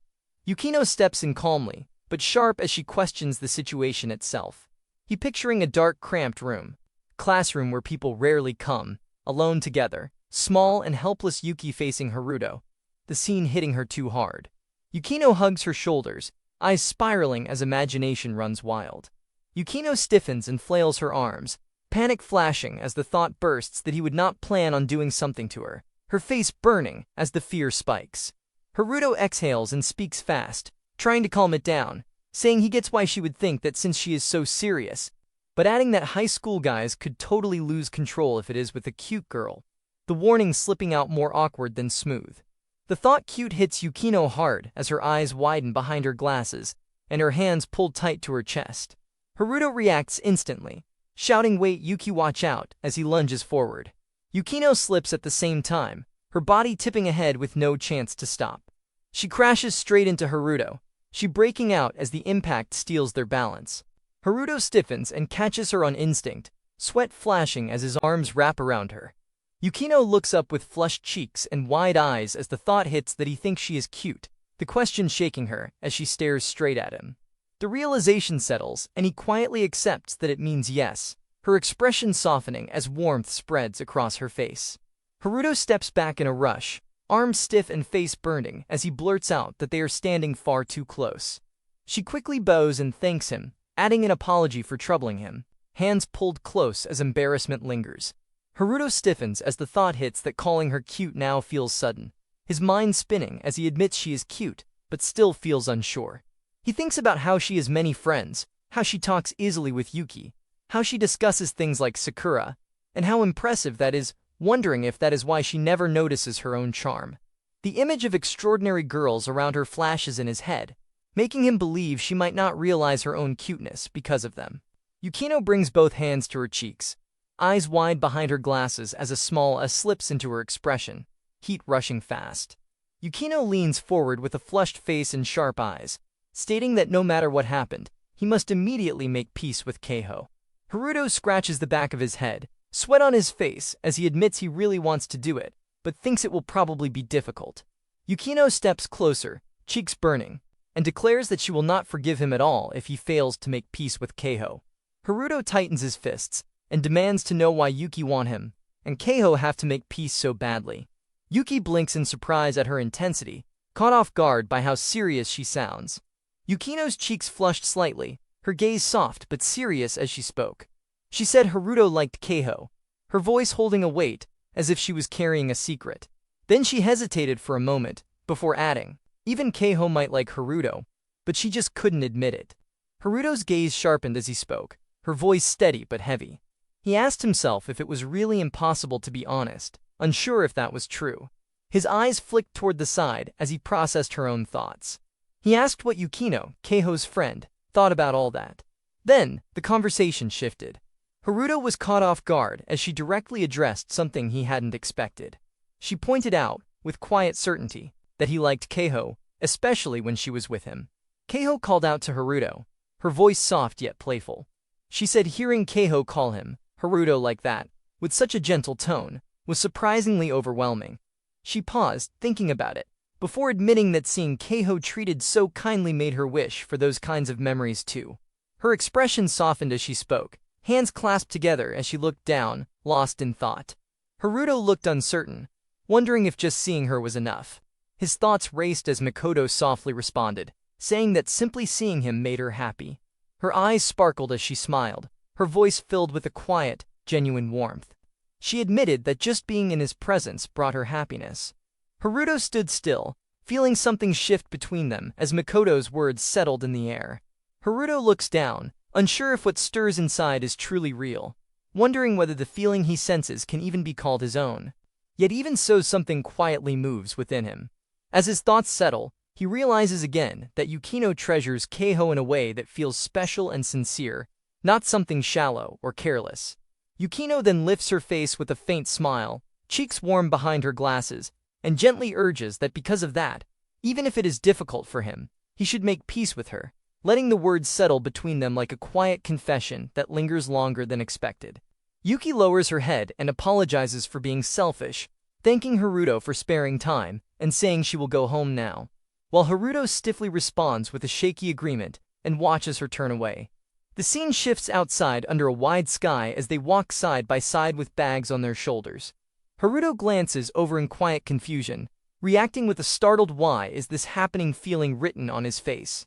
Yukino lingers in thought, remembering how she initially refused the idea of going home together, believing it would be bad for Keiho. Despite the awkward start, they end up going home together because their destination happens to be the same. As time passes, and after a long while they end up heading home together, the path quiet as they talk only with each other about many things, about what their class is like, about rumors at school, about club activities, the conversation flowing naturally. Yukino listens closely, her steps light, her expression soft, and among all those topics, the moment they start talking about Sasaki Keiho, something clearly changes. Yukino looks genuinely happy, her smile bright and honest, eyes shining behind her glasses, and Haruto notices it without missing a beat. Watching her like that, the thought settles in his chest that she truly loves Keiho, not casually, not lightly, but in a way that feels deep and real. As the thought surfaces that wanting to monopolize Keiho like that would only be a disturbance, her intention is clear through the movement, because she hates seeing Keiho sad, and because she cannot monopolize Keiho, she chooses to help her make peace instead, holding her close without hesitation. The moment lingers, soft but powerful, and as Haruto keeps staring, the feeling settles in his chest that Yuki truly is amazing, the kind of amazing that changes the mood and leaves everyone shaken in the best way. He panics as she realizes how loud she is, reacting that he is saying everything with a loud voice, telling her to look, saying her grades are as good as Keiho's, that she became a model student, and that she also works hard in club activities. Yukino listens as Haruto suddenly remembers the past and blurts out that back then she even ranked third in the exams, his words coming out fast and unfiltered. Yukino flinches and admits yes, but adds that she is not some special person, her voice shrinking as she looks away. Haruto does not pull back and instead reaches out, patting her head with pure honesty, adding that she is humbled too and truly amazing, leaving Yukino frozen in place as the praise lands straight. Yuki calls his name with loud and asks what he is doing, the motion catching everyone off guard. She thought lands hard as he wonders if his action made her uncomfortable, the tension clear on his face. Yukikoto Yukino pulls back, glasses slightly crooked, cheeks flushed, holding her chest as she explains that when people treat others like small children it feels wrong. His hand freezes midair, eyes wide, breath caught as regret hits, and he realizes he acted impulsively without thinking. Yukino lowers her gaze behind fogged glasses, cheeks damp with sweat as she explains that it is not because she hates him, but the feeling still weighs heavy. Her hands clutch together as she speaks calmly yet firmly, saying that they should not treat physical contact with girls as something trivial, the words landing slow and serious. She looks up, voice steady, adding that Haruto already has a girl he likes, the truth slipping out without malice. The tension tightens as she pushes him away from this space, and tells him to do that with Keiho instead, certain that Keiho would be happy, leaving Haruto frozen as the message sinks in. The thought runs that Keiho could not be happy with a situation like this, and Makoto would also not feel comfortable if her head were touched, followed by a quiet plea not to connect everything to Keiho. The scene shifts as Haruto looks down, remembering Makoto's condition yesterday, his expression tightening as the memory plays back. He recalls that she was weak because of a fever, and that moment when she allowed him to gently stroke her head. Haruto lowers his head, sweat slipping down as a question forms about why this is happening, his thoughts spiraling. Yuki leans closer with concern, asking what is wrong and saying he looks spaced out, her bright eyes searching his face. The confusion spikes as Haruto grips his head, stunned by the realization of why Makoto keeps crossing his mind, the name hitting harder than expected. Haruto quickly shakes it off, denying that anything is wrong, his voice tight while his body betrays him. The moment snaps smaller as Yuki reacts, startled by the sudden shift. Haruto pauses on the street, eyes widening as sweat slips down, his steps slowing while his thoughts race. The worry hits hard as he admits that he has been thinking too much because he is too anxious. The idea that the relationship with Makoto could be found out flashing through his mind. Makoto, with a bright smile, waves her hand energetically, calling out Haruto's. She looks cheerful, saying she got bored of waiting and decided to head to the pharmacy on her own.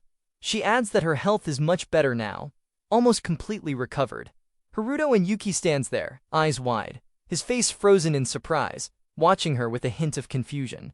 Haruto stands frozen, confused, as Makoto calls out to him, asking why he's just standing there. She cheerfully invites him to join her for dinner, making it clear that she wants him to come along. Makoto, looking uncertain, watches the exchange, her eyes wide. She quickly asks, a little flustered, if the girl is Yuki.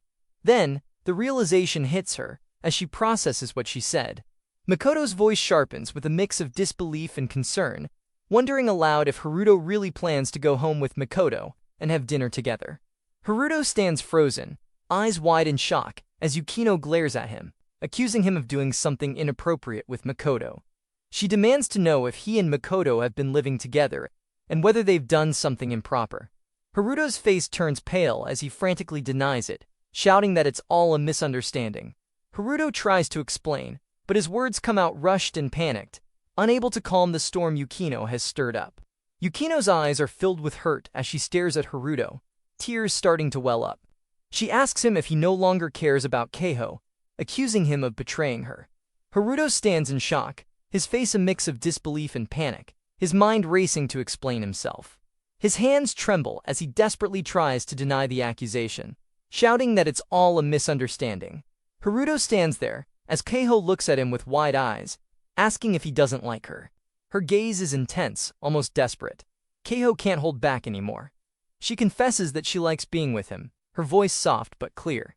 Yuki, her eyes filled with uncertainty and a glimmer of hope, looks at them. She says if Keiho isn't with him, maybe it could be her.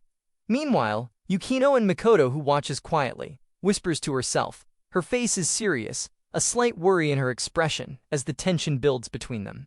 Yuki, standing nervously, looks up at Haruto, her voice shaking as she asks, "Do you like Haruto?" Haruto, caught off guard, pauses for a moment, not sure how to respond. An unexpected and intense feeling hits Haruto as he turns, eyes wide, the thought cutting straight through him that Yuki has feelings for him. Yukino stands in front of him, clutching her bag, hands near her mouth, face red as she hesitates, thinking about that and wondering how to say it properly. Yukino suddenly covers her face, shaking as tears spill, her voice breaking as she blurts out what just happened, asking what that moment was with Haruto. Her emotions snap, fists clenched tight as she forces the words out, saying she does not like Haruto, adding she does not like him at all. Haruto reaches out in panic, calling Yukino's name, as his expression twists in shock. Haruto walks stiffly, face tense as the words spill out that he really hates himself, his hand lifting without strength while confusion hits hard. Somehow he feels that Yuki used to like him, or something like that. Then the feeling crashes again as he realizes she suddenly stopped liking him, or maybe even hated liking him. Makoto walks beside him in silence, her eyes soft and unsettled as she listens, clearly shaken by his honesty. Makoto stiffens as the words come out that Haruto is quite popular, his body jerking as he blurts it out, and immediately panics, realizing he was suddenly told that someone hates him. The shock makes him bend forward, sweat forming as confusion floods his face. Mikoto looks at him and calmly understands that in the end he said something without realizing it, his honest opinion slipping out unconsciously and even surprising himself. The realization deepens as it becomes clear that opinion surfaced without awareness and caused this mess. Haruto stares ahead, eyes trembling as he thinks that if she truly could not stand someone, she would never be able to endure being near that person. Doubt crushes him as the thought follows that something must be wrong with him. The silence growing heavy while Mikoto stands beside him, fully aware that a careless truth has already cut deep and cannot be taken back. Then another thought follows, questioning if Yuki truly liked him.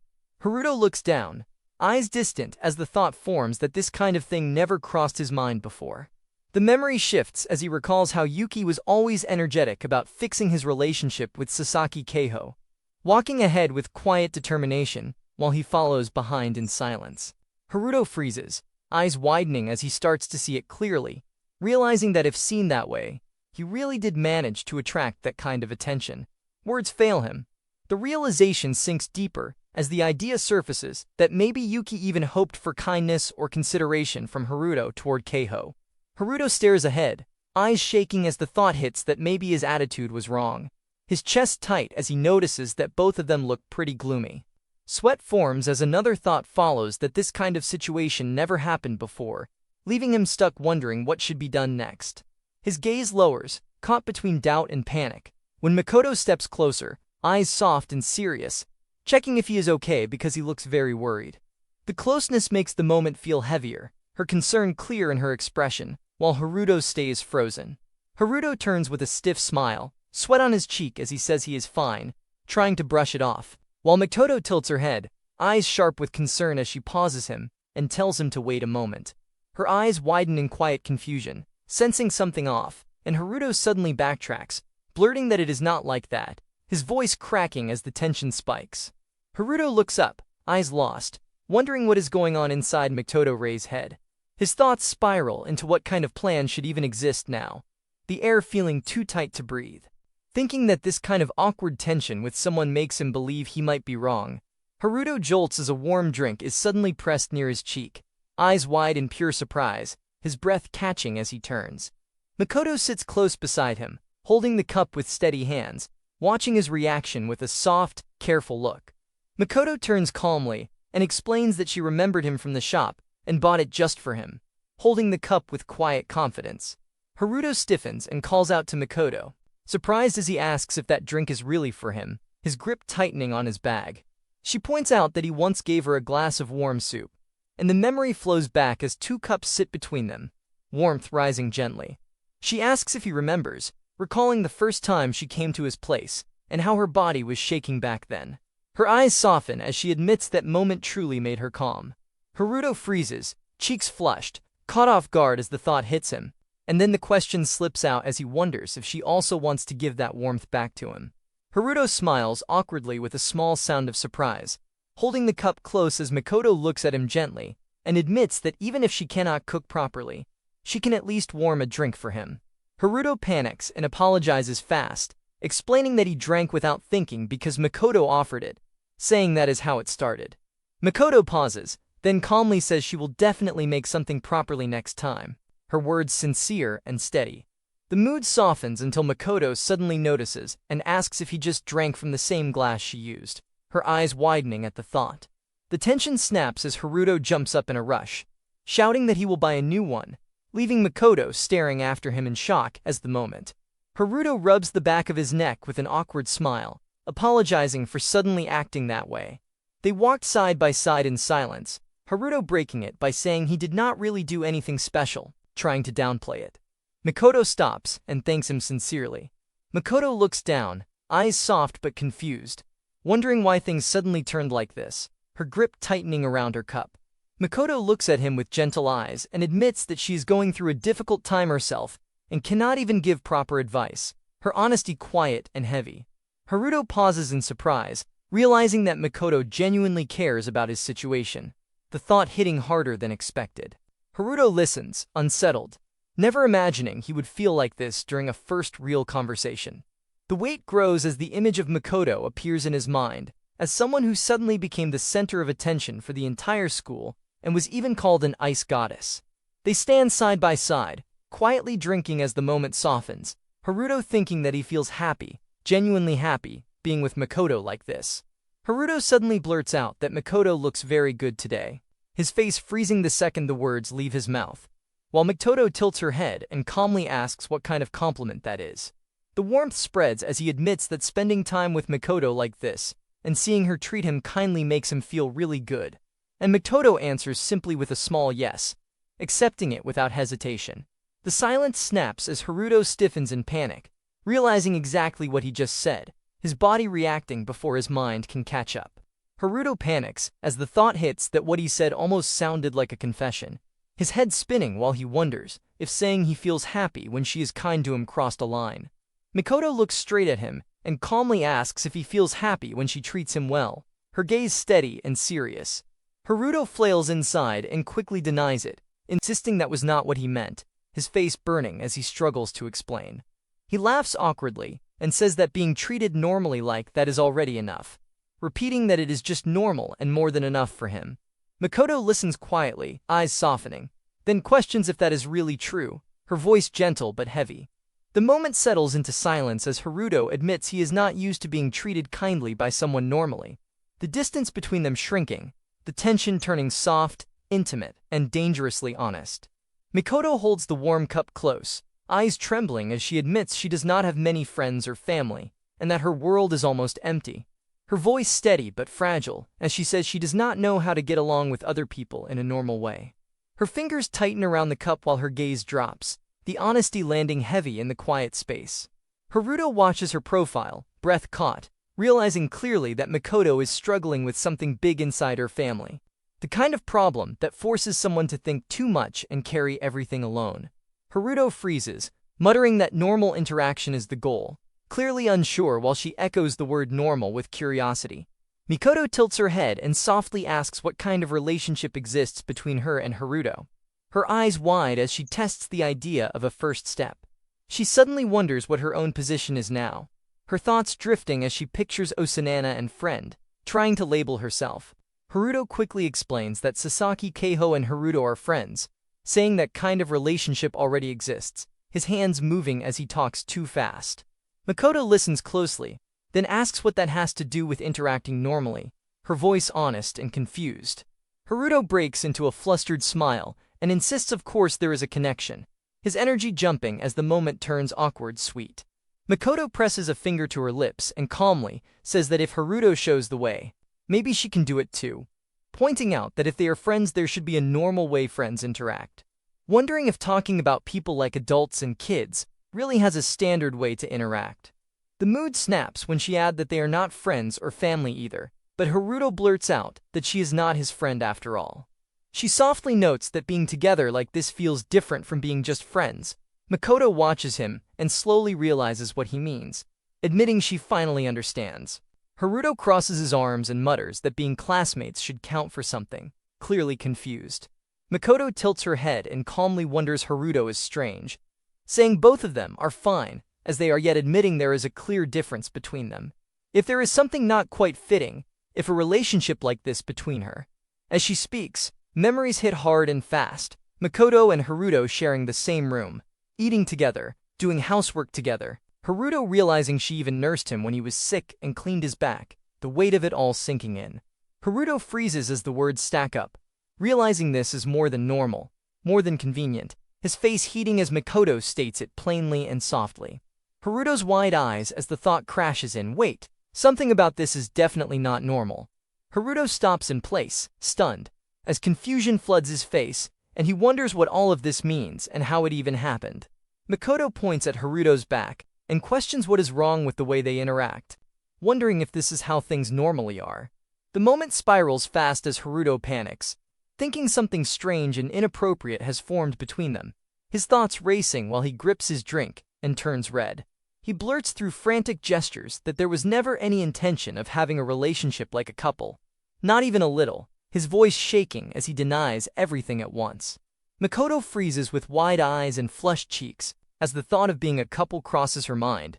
Realizing that kind of relationship should be impossible, yet her breath catches. She clutches her cup and looks at Haruto, confused, asking what that expression means, while Haruto stiffens, face turning red, hands tightening as panic hits. He reacts fast, flustered by her stare, and his expression alone makes everything worse. Makoto Rei's expression is intense as she presses on, asking if their relationship could really be seen as anything close to a couple's. Haruto, clearly flustered, freezes, his mind racing. He mutters that their connection has not reached that level yet, at least not in the way she might be thinking. His face burns, and Makoto watches him with a mix of confusion and concern, her eyes flickering back and forth between his reaction and the tension that wraps around them. She panicked as he realized what was happening. She asked Haruto if this meant he was acting like a boyfriend toward her. Makoto looked at him, her expression full of surprise, and it seemed like she was reflecting on the same thought. She nervously apologized, unsure of the situation. She tried to gather herself, admitting she didn't understand the situation. She apologized again, embarrassed. Haruto reassured her, asking her not to worry. Makoto then admitted it was difficult for her to act normal after hearing Haruto's words, as if everything had become more complicated. Haruto stands there, trying to hold back his awkward smile, a little confused. Makoto stares at him, then asks if they seem like a couple. Haruto's face drops, panic rising. He's almost convinced he misread everything, his mind racing. He starts to blush, thinking it's all a big misunderstanding. Makoto crosses her arms, calmly looking at him. Haruto begins to realize how much closer he's getting to Makoto, far more than before. He's not sure how this happened, but the connection feels undeniable. Makoto looks at him, her expression soft but serious. Though he doesn't mind getting closer, but he's still not comfortable accepting kindness easily. Haruto stands there, wanting to help but unsure of how. As they walk, and he suddenly remembers something. Haruto, now flustered, quickly offers to make whatever Makoto wants to eat. His face lights up with realization as he starts to apologize. He asks if Makoto has been waiting for him to think about dinner. She glances at him with a slight smirk and tells him he's overthinking things. His face turns red, but he insists it's normal for her to choose something she likes. Makoto smiles softly, acknowledging his effort. Haruto, still embarrassed, wonders if he's made things awkward, but Makoto reassures him with her calm demeanor. Makoto, glancing at Haruto, casually mentions that she can ask for anything. She smiles softly, almost teasing, before adding that she'd probably just pick curry. Haruto, flustered, rushes to confirm that it's perfect, feeling the pressure of wanting to make everything just right. He stirs the pot with a satisfied grin, thinking the taste is just spot on. Haruto, holding a spoonful, asks Makoto if she wants to try it too. Makoto hesitates, surprised by the offer. She questions if it's really okay. Haruto, eager but nervous, insists, saying it's fine. Makoto, blushing slightly, wonders if she's allowed, then tries it. A soft escapes her as her eyes widen at the taste. Haruto watches her, feeling a strange tension, as if she doesn't even notice the small thing that's happening between them. Asking why Makoto doesn't just take the spoon herself and eat, clearly noticing how the situation might be a bit odd. Makoto gently takes a spoonful, her eyes closing slightly in enjoyment, letting out a soft sigh, almost as if she didn't realize something. Makoto finally reacts, her voice soft yet clear, saying how delicious it is. Makoto feels a little teased by the mild curry, and complains it feels like they're treating her like a child. But she's still enjoying it, despite the slight discomfort. Haruto raises an eyebrow, questioning if it's really okay to eat spicy curry when she has just recovered from being sick. Haruto, a little surprised, watches her with a worried expression, but can't help but chuckle as she insists she's fine. Haruto, amused, says she's being unfair, laughing at her reaction while stirring the pot. As the conversation shifts, Makoto casually asks if Haruto has any siblings, intrigued by his comment about his cousin, Amain. Haruto, a little embarrassed, explains that Amain is no longer around, but she was like an older sister to him, the moment feeling both sweet and intimate. Haruto's expression shifts as his mind starts to race. He suddenly realizes something important about Makoto, asking himself if she really doesn't have any siblings. The realization hits hard, and his thoughts spiral. He stands there, overwhelmed, with his hands on his head, his frustration palpable. Makoto, in contrast, looks at him calmly, as if to reassure him, saying there's no need to worry about her family. But Haruto is far from calm. His mind is already spinning as he wonders about Makoto's past and the deeper meaning behind her actions. His inner turmoil is clear, with a small, surprised, "Who am I to her anyway?" echoing in his head, unsure how he fits into her world. She adds that her only sibling is a younger sister, a year younger than her. But Makoto doesn't seem too keen on talking more about her family. Haruto, looking confused, wonders aloud about Makoto's family dynamic, asking if they're really siblings, especially since they share the same father but different mothers. Makoto, noticing his confusion, explains with a calm smile that they're half-siblings, sharing the same father but having different mothers. The conversation shifts, and Haruto begins to connect the dots, understanding now why Makoto has a different last name from his cousin Amane. Makoto's calm demeanor contrasts with his growing realization as he pieces everything together, asking himself how this affects everything he thought he knew. Haruto, looking thoughtful, considers Makoto's situation, asking if they should really consider themselves siblings despite the unusual connection. Makoto, standing by the kitchen counter, doesn't give him an immediate answer. Instead, she softly acknowledges the fact, agreeing that it's an odd situation, but that's how things are. As the moment settles, she takes a deep breath, revealing something that makes Haruto stop in his tracks. Despite only being half-siblings, Mikoto admits she envies the bond that others seem to have, especially since her younger sister, who shares blood with her, holds so much animosity toward her. But the shift happens quickly, as he turns serious. Haruto, suddenly feeling a weight, notices Makoto's voice sounding unusually lonely. Haruto's face lights up with realization as he connects the dots, laughing a little at his own sudden understanding. He exclaims, in a burst of excitement, that this means Makoto is just a half-sister to him. His eyes widen with the implications, and a moment of clarity dawns on him. He excitedly exclaims that it means Makoto is technically a half-sibling, sharing the same bloodline but from a different branch. He's almost proud of figuring it out, laughing a little at his own discovery. Makoto, in a soft and almost teasing tone, asks why Haruto thinks she would be the younger sibling. She wonders, with a little irritation, why he assumes she couldn't be the older sister. She points out that he was born on September 9th, practically gloating over the fact. Makoto, standing next to him, tilts her head slightly and responds, revealing her birth date of January 11th. Haruto, still excited, realizes something else and connects the dots, smiling even wider as he continues his victory speech. But then Makoto, with a sudden and unexpected seriousness, whispers to herself, her voice almost too soft to hear, that if Haruto is just a half-brother, then she's stuck being the older sister. Her words carry a weight that leaves Haruto frozen for a moment, his smile faltering as he realizes the complexities he never considered. Makoto, looking a little embarrassed but determined, asks if she can call Haruto Onie-chan. There's a hint of hesitation in her voice, yet the request feels almost playful, and Haruto's expression shifts from surprise to a flustered smile. Haruto stumbles over his words, embarrassed by the sudden change in the atmosphere.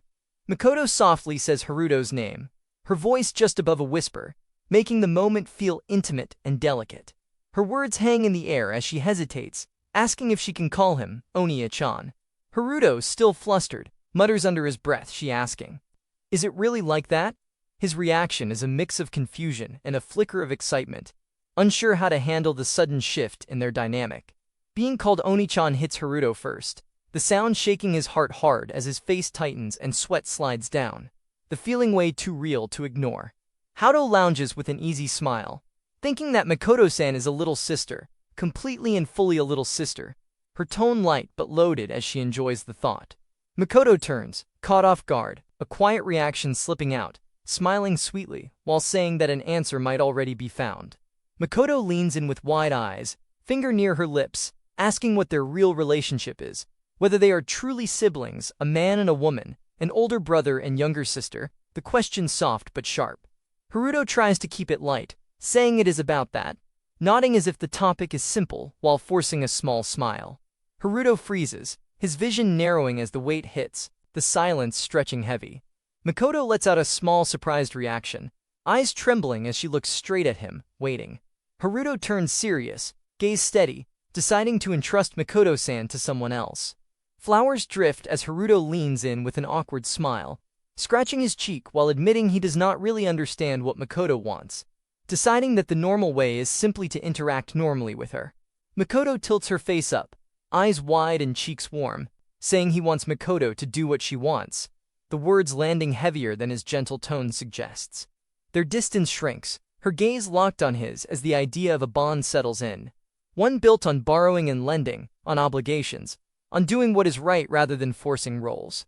Haruto fills the top panel with a soft, earnest smile, eyes shining as he leans forward, and explains that this is simply his way, a normal way of thinking, choosing to act kindly toward one person, and admitting he enjoys doing it. Makoto stands with her hands clasped at her chest, head bowed while she quietly processes his words, thinking that if she does what she wants, Haruto would be happy. Her shoulders tense for a heartbeat before she looks up with resolve, agreeing that it is true and declaring that she will do this, that she will do it properly.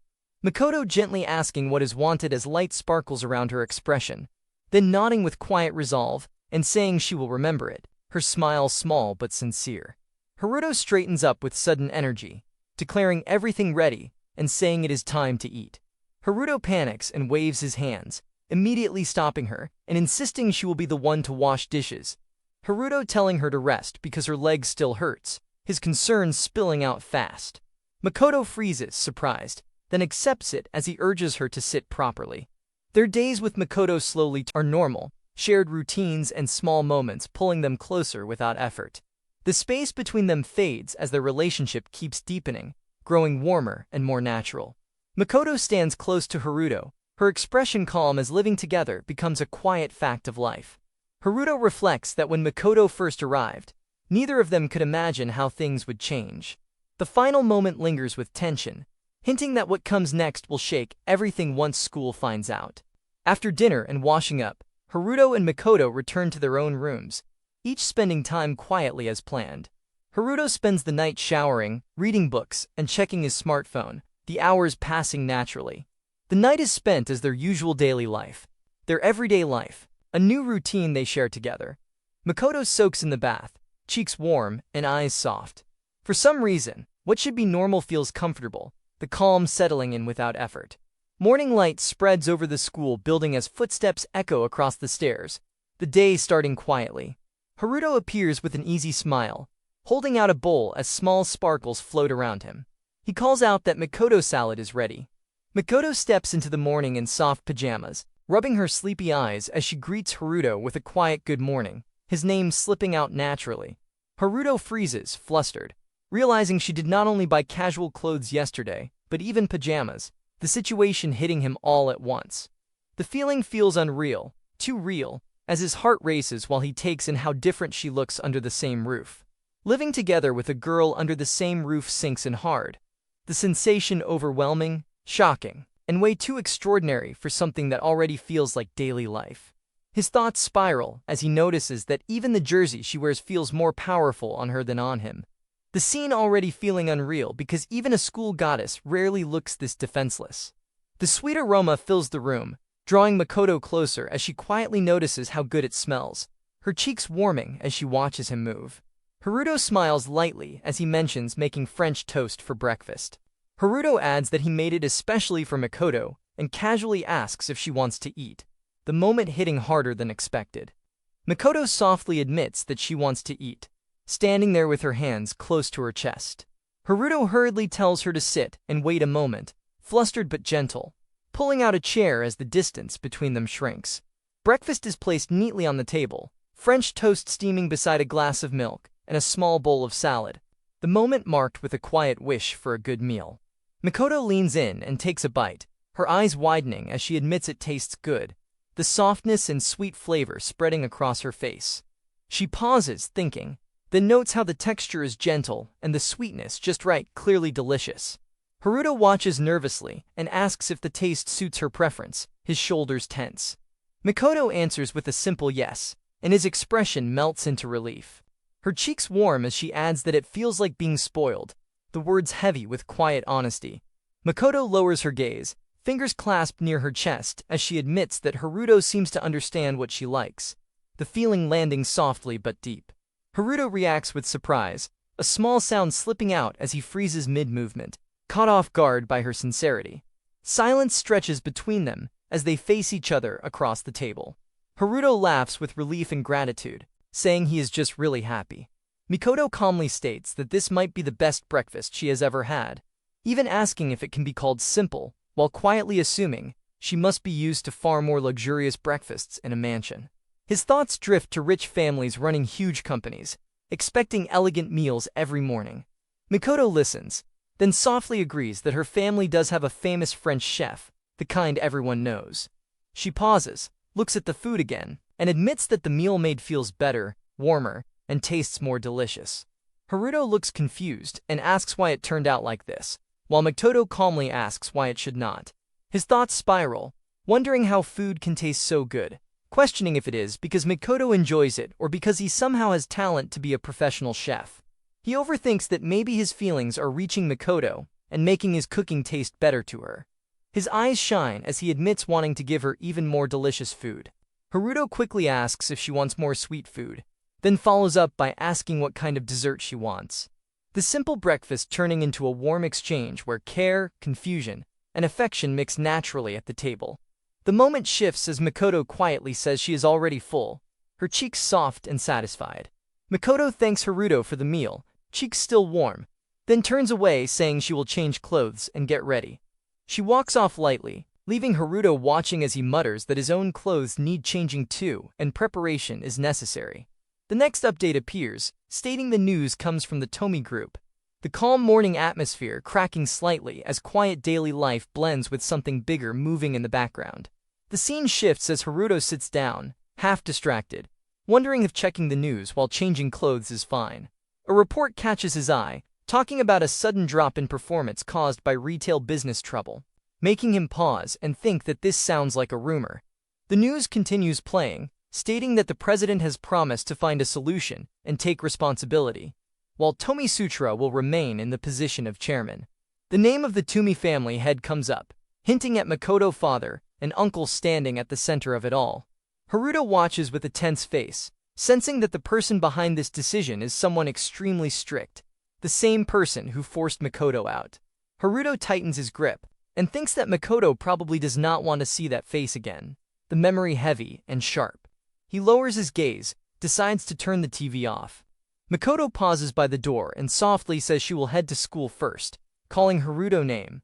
Haruto responds easily, saying they will not go together, smiling as he adds that he will leave later. She hesitates, thinking that leaving together again could cause trouble if someone sees them, remembering how Sakurai noticed them yesterday. Mikoto freezes, surprised, as he explains that causing trouble for her is the last thing he wants. Her eyes widen at his words, a small sound slipping out. Mikoto turns back with a soft smile and says until they meet again, her eyes gentle and steady. Haruto watches her go, flustered but relieved, thinking there is no need to worry about being reported. Yet knowing this distance could still spark strange rumors, so caution matters. He reflects that Mikoto has changed and become kinder, the warmth in her expression proving it. A quiet image forms of them walking too close at school, drawing attention because she rarely interacts with others, making everything feel risky. The school building stands tall as Haruto clenches his fist and tells himself not to waste Mikoto-Rei's concern, deciding to head up calmly for now. He checks the time and notes there are about 20 minutes before first period starts, admitting he arrived earlier than planned even after saying that. He walks through the hallway with slow steps, thinking about waiting in the quiet and boring classroom until class begins. The classroom door slides open and Haruto freezes as sharp gazes crash into him, a loud sense of what bursts through the room, while bodies turn and tension spikes. Faces stare too hard, too focused, making his steps falter as confusion floods in. The air feels thick, whispers ripple, and his eyes widen as awareness hits hard, the room buzzing with curiosity and heat. Haruto feels something off and wonders why the gaze feels strange, like something weird just happened. His thoughts spiral as he questions why life should be colorless, transparent, and normal, yet somehow this moment pulls too much attention. The noise spikes as whispers spread that Mikoto is surrounded by people, bodies closing in while she stiffens at her desk, eyes wide as attention presses too close. Someone notes that no one should be approaching her at all, because her aura usually shuts everyone out, sharp and cold enough to keep distance. The tension breaks when Hashimoto steps forward with a bright grin, dragging Mikoto along as if nothing is wrong, calling out a casual good morning to Haruto, and teasing that everyone already arrived and gathered. The crowd leans in, whispering that the friendly class president Hashimoto stands there smiling, while beside her is Kirishima Shima, who often gets influenced by Hashimoto's pace. And someone hesitates, wondering if speaking to her is even allowed. Eyes slide toward Haruto as murmurs spread that every gaze is locked on him, that it feels less like curiosity and more like judgment, making his shoulders tense as he mutters a stunned good morning and questions why all those eyes are aimed his way. The pressure sharpens when someone bluntly states that Haruto is dating Mikoto, the word girlfriend hitting hard. And Hashimoto leans closer with a soft but dangerous smile, calmly confirming the situation while telling him to stay calm. Shock slams the room as Haruto's face drains of color, sweat breaking out. Across from him, Mikoto stiffens, cheeks flushed, eyes wide and shaking as the same jolt hits her, that sharp wit cutting straight through her. Calm. The scene snaps loud as classmates crowd in, Hashimoto blurting that the two live together, another grabbing Haruto by the collar and calling out girlfriend rumors, asking where that nonsense came from and why they never go to school together, pushing hard for the truth and demanding what they are hiding. Haruto sweats and freezes, eyes spiraling as panic hits, wondering how the secret leaked and what was seen, face burning but steady, correcting it fast by admitting they were found out, yet explaining they never lived together as lovers, only sharing a place as family and siblings. Haruto freezes as the room turns loud, eyes wide and breath stuck, thinking Mikoto has been surrounded and questioned until this moment. Mikoto sits small at the desk, cheeks red, fingers trembling, eyes shaking as voices close in and demand answers about living together and whether that life is right. The sound cutting through the tension, while whispers spread and shadows lean closer. Someone turns to Haruto and presses for his view, making sweat bead and panic rise. He shuts down the noise, saying this is not the time to worry about petty misunderstandings, calling the talk about living together twisted and way worse than reality. Haruto grips his chest, eyes sharp, deciding something must be done as sweat runs down his face. He steps forward, voice shaking but loud, admitting clearly that he and Mikoto live in the same house. No hiding, no running. The room explodes, body's jolt shock hits hard as the truth lands. Haruto leans forward, forcing a smile, explaining fast that Mikoto and he are only siblings living in an empty house. Not lovers, not dating, nothing like that. She adds that there is no way they flirt at home, but the crowd snaps back, accusing lies, calling it a cheap trick, saying nobody would believe such a story. Haruto winces, frustrated, while someone scoffs that a super cute and perfect girl like Mikoto would never date him anyway. Laughter stings, tension spikes, and then Mikoto steps in calmly, eyes steady, saying the explanation sounds reasonable. Hashimoto smiles sweetly, admitting that she is beautiful and charming, cool and kind, and if Haruto were to fall in love and confess, that feeling would honestly be welcome. Haruto freezes with a shocked face, hands flying up, rushing to deny it, saying thanks but that kind of thing does not fit, insisting that Haruto and Mikoto are not compatible at all. She tilts her head, still smiling, saying there is no problem. But Haruto spirals inside, panicking, thinking there is no way someone like Mikoto would ever match with him. No way dating could happen. Hashimoto laughs with a teasing grin and asks Riko what she thinks, the mood light with humming energy, while Riko hesitates with clasped hands. Riko slowly admits that she might be happy too if Haruto confessed, saying Haruto confessing would feel nice, the words floating gentle but dangerous. Haruto suddenly snaps into shock, eyes wide and sweating, shouting in disbelief that even Kirishima too, the room flipping from playful to chaotic. Hashimoto points with a smug smile and says the prediction is right, pushing the moment harder and telling everyone to listen to the opinion of the goddess here. Hashimoto leans in close, asking seriously what the real opinion about Haruto is, her voice low and dangerous. Haruto finally breaks, saying sympathy goes to Mikoto, who is already in trouble, admitting no help can be given at all, the words heavy and guilty. Tension spikes as Haruto leans forward, saying just a little is enough, just a bit is fine, wanting to know, wanting the truth, wanting Mikoto raise opinion about him, and demanding to know her answer. Mikoto freezes, fingers clutching her chest, eyes trembling as the weight of being asked directly crashes down. The name Mikoto-san echoing in the air like a final call. The moment tightens as Hashimoto forces honesty, saying to be honest and asking what Mikoto thinks about Akahara, his face strained as he explains how rumors spread, how classmates somehow learned Mikoto-san lived together, How the situation spiraled into people believing dating rumors, his thoughts racing, and ending up cornered by that misunderstanding. Makoto listens in silence, the chapter turning into a strategic meeting between two hearts. Her blush deepening as she admits certainty that confusion will happen because Makoto-san's opinion about Haruto matters. Makoto looks away then back again, her expression soft but conflicted. Admitting that many girls would probably fall in love with Haruto, her voice steady yet shy as she adds that her opinion is the same, and that Haruto is kind and also cool, the words landing heavy in the small room. Hashimoto freezes, sweat breaking as he tilts his head and wonders what that really means, his face stuck between hope and panic, while the air fills with a quiet and awkward silence. The room erupts as whispers spread, wondering if the goddess actually likes Haruto, hands flying and faces shocked while Makoto stands frozen. Haruto panics, cheeks burning, realizing that talking about being kind and cool out loud just turned dangerous, especially with everyone watching. He rushes to explain that speaking honestly like that could make it look like they are dating, his thoughts spiraling as he admits that hearing Makoto say those things made him genuinely happy.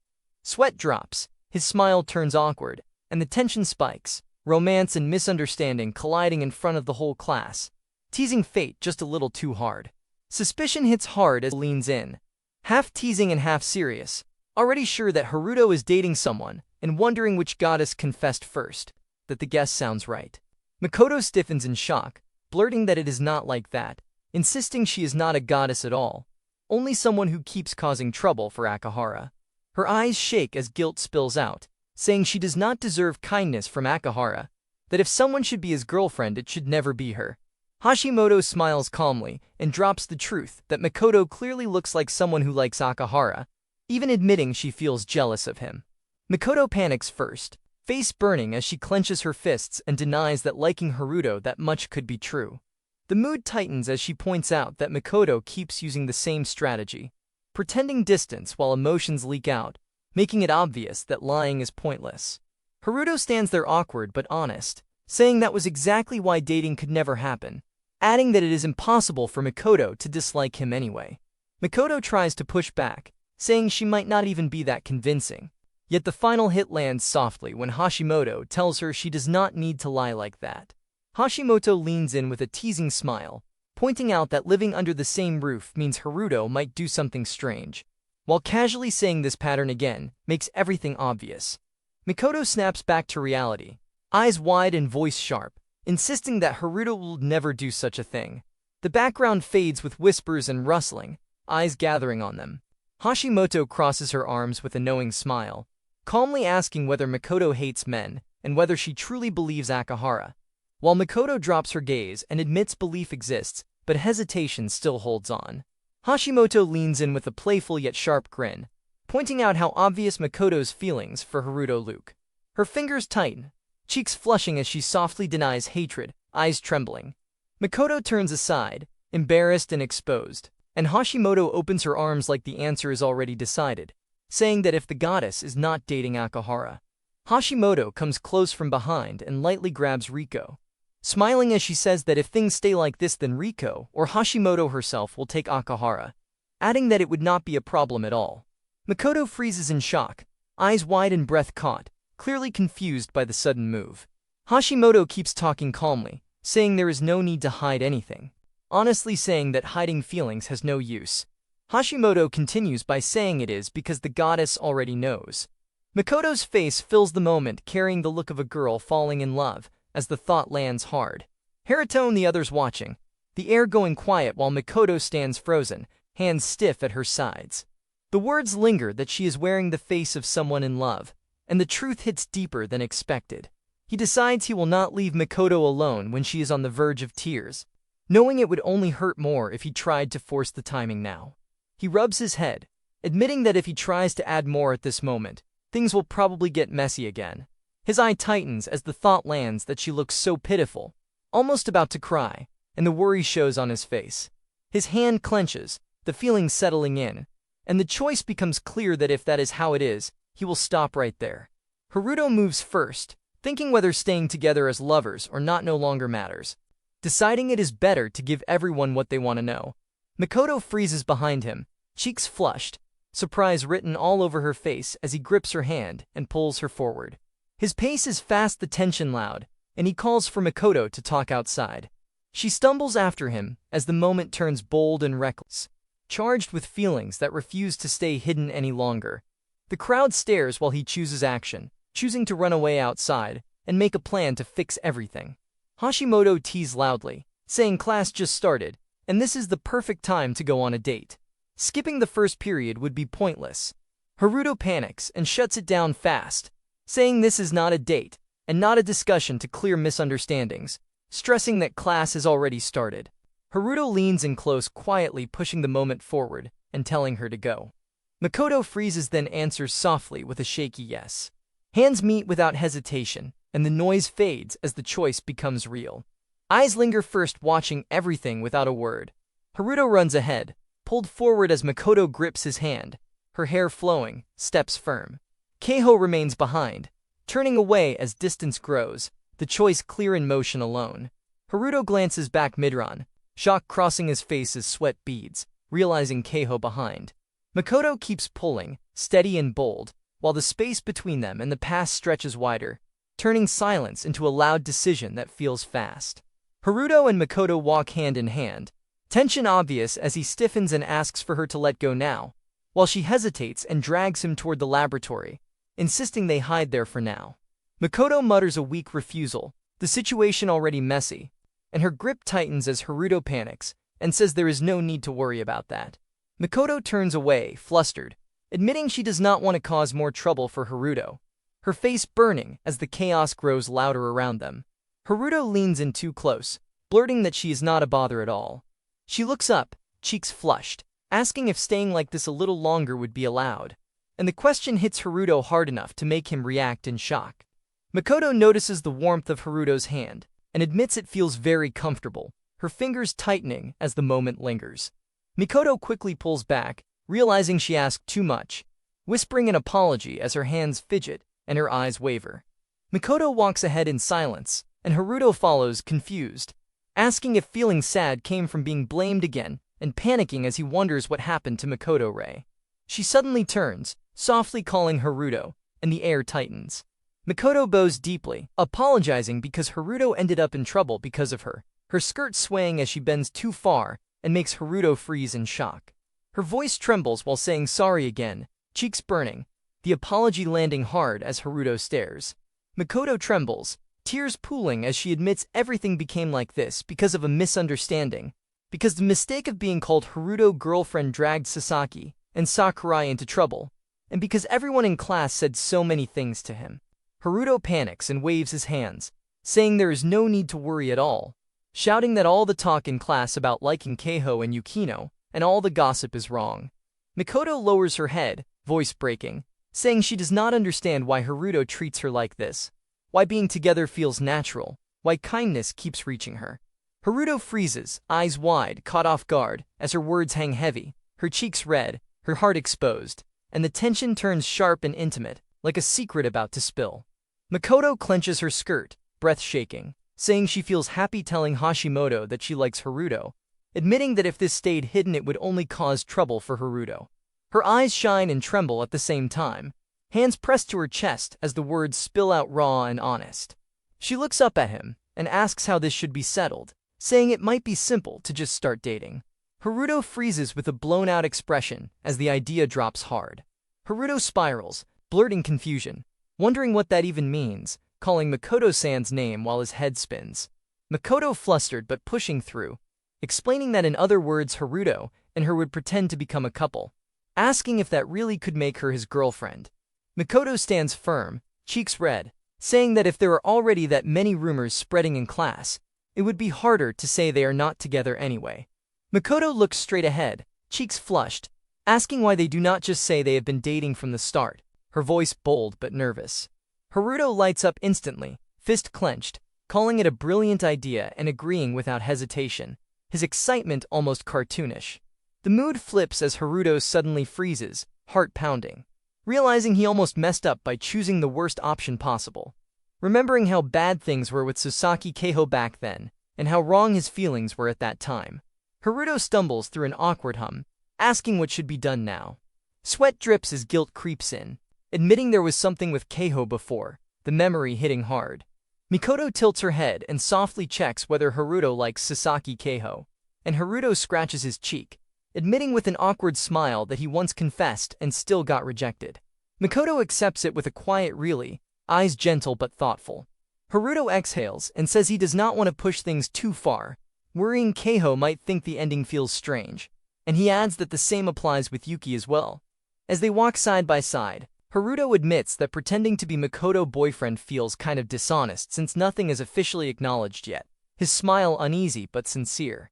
Mikoto slows down, cheeks warm, confessing she feels the same way. Mikoto stands at the doorway, cheeks flushed, apologizing and admitting she had already thought about dating Haruto for real and asked him to consider it, then quickly adds that is not what she meant, leaving Haruto frozen and confused.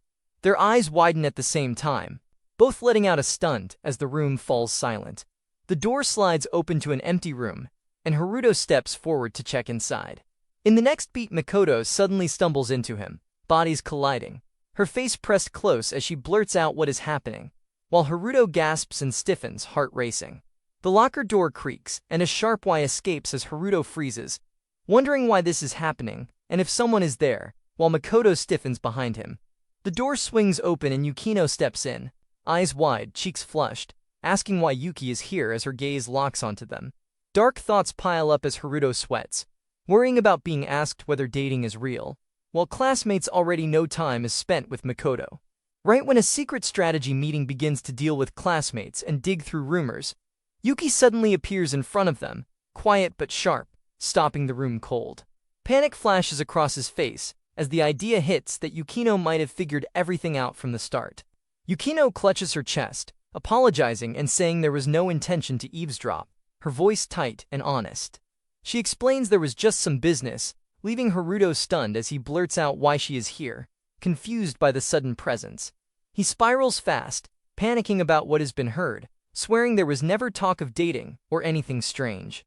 Yukino tilts her head, asking calmly if that means what was said earlier was all fake, her quiet words hitting harder than shouting. Haruto grabs his head, stressed and flustered, muttering about how everything keeps going wrong, while Yukino stands there flustered too. Haruto freezes, thinking it would be bad if the conversation had been overheard, realizing it would sound like they were dating, and blurting that it would not be good at all. Yukino looks at both of them and asks straight if they truly are not dating, her calm tone cutting through the tension, then admits she already thought about yesterday, saying that if they were alone together, misunderstandings were bound to happen. Haruto rushes in, apologizing and saying the misunderstanding is his fault, insisting there was nothing like dating. Yukino listens, then smiles with relief, saying it is fine, and that she feels at ease knowing Haruto only likes Keiho. She blushes hard, clutching her hands and admitting she feels the same, while Yukino softly thanks them, glad that everything is clear and that there was no secret relationship after all. Yukio steps forward, calmly saying that Haruto and Mikoto should just pretend to be dating, asking if becoming fake lovers would work. Haruto panics and blurts a rushed yes, sweat breaking out as Yukino smiles and says she will cooperate too. Yukino explains that she will watch over them, saying this is her way of standing between Haruto and Sasaki Keiho. Yukino continues that this idea should help both Keiho and Haruto. Haruto scratches his head and admits he thinks Yukino has a point, agreeing she might watch them. Yukino looks serious and adds that according to Keiho, forcing Haruto is not the goal, because Keiho does not want him to feel pressured. Yukino smiles softly and explains that Sasaki Keiho thinks Haruto can still belong to himself, saying that even if everyone keeps a friend's relationship for now, feelings can change and hearts can move on. Yukino adds that Keiho believes Haruto will stay himself and does not need to be owned by anyone. Rei watches from the side, flustered and wide-eyed, while Haruto freezes in confusion. Haruto reacts with disbelief, thinking that idea sounds strange, questioning if that really makes sense. Yukino calmly answers that Haruto is not something to be taken away, saying Haruto is not a prize to be carried off by someone else. Sasaki Keiho walks ahead while holding Haruto's hand, casually saying that being used by a boy like him is fine, confident that even if feelings are not returned, he will still accept it. She adds that the feeling will surely be pleasant, speaking lightly as if teasing fate herself. Haruto follows, blushing hard, shaken by how boldly she thinks, admitting internally that this was never expected from her. Yukino watches and softly agrees, confirming that thought makes sense, while Haruto mutters that Keiho thinking like that feels unreal. The moment lingers as Haruto finally exhales, calling Keiho a clever and mischievous girl, realizing she always knows exactly what she is doing. She hurriedly admits that despite everything, she truly likes Keiho, causing Haruto to panic before quickly nodding and confessing that he likes her too, prompting Yukino to smile in relief and say thank goodness. This is where it finally begins, as she calmly explains that Keiho will soon realize it isn't normal to always monopolize Haruto, that she will become aware of her true feelings, and that those feelings will turn into a sense of threat when Haruto and Makoto pretend to be dating, with brief imagined scenes of Keiho looking shocked and confused as she senses something is wrong, while Yukino confidently raises her finger, declaring this is how it goes and how it begins, as Haruto and Makoto stand silently behind her, stunned, while the plan moves forward and emotions are set into motion. Haruto blurts out in shock, asking if this is really how it will be before immediately agreeing with a stiff yeah, while Yukino smiles softly with her hands to her chest and calmly says that love means thinking of others, not just oneself, and that she is certain Keiho feels the same way. Then gently checks on Makoto Rei, who stands with her arms folded and looks away as she replies that she is fine since this was unexpected from the start, before admitting with a sharp, serious gaze that she has no intention of letting Haruto and Keiho date, the scene lowering as her eyes narrow with firm resolve. Haruto stiffens as the realization hits that Haruto does not like Makoto or Yukino but clearly likes Keiho, his eyes widening as his breath catches, while Yukino steps closer with a calm smile and says this is their chance to work together, lightly touching his tie as she speaks with quiet confidence. The memory of yesterday slips in and deepens the confusion as a quiet pause cuts through the air and uneasy eyes search for the truth. The heavy realization forming that Sakurai also likes Akahara, her feelings obvious on her face, while tension lingers and doubt rises over whether Haruto and Sasaki are truly dating, until Yukino steps forward with steady clarity and says that Haruto liking someone is just a misunderstanding, the light catching her glasses as her resolve sharpens, and as her true wish is finally revealed, the greatest hope being Keiho staying by Haruto's side. The scene settles on Haruto and Keiho standing close together, framed by soft tension as the romance begins to feel real and their emotions finally align.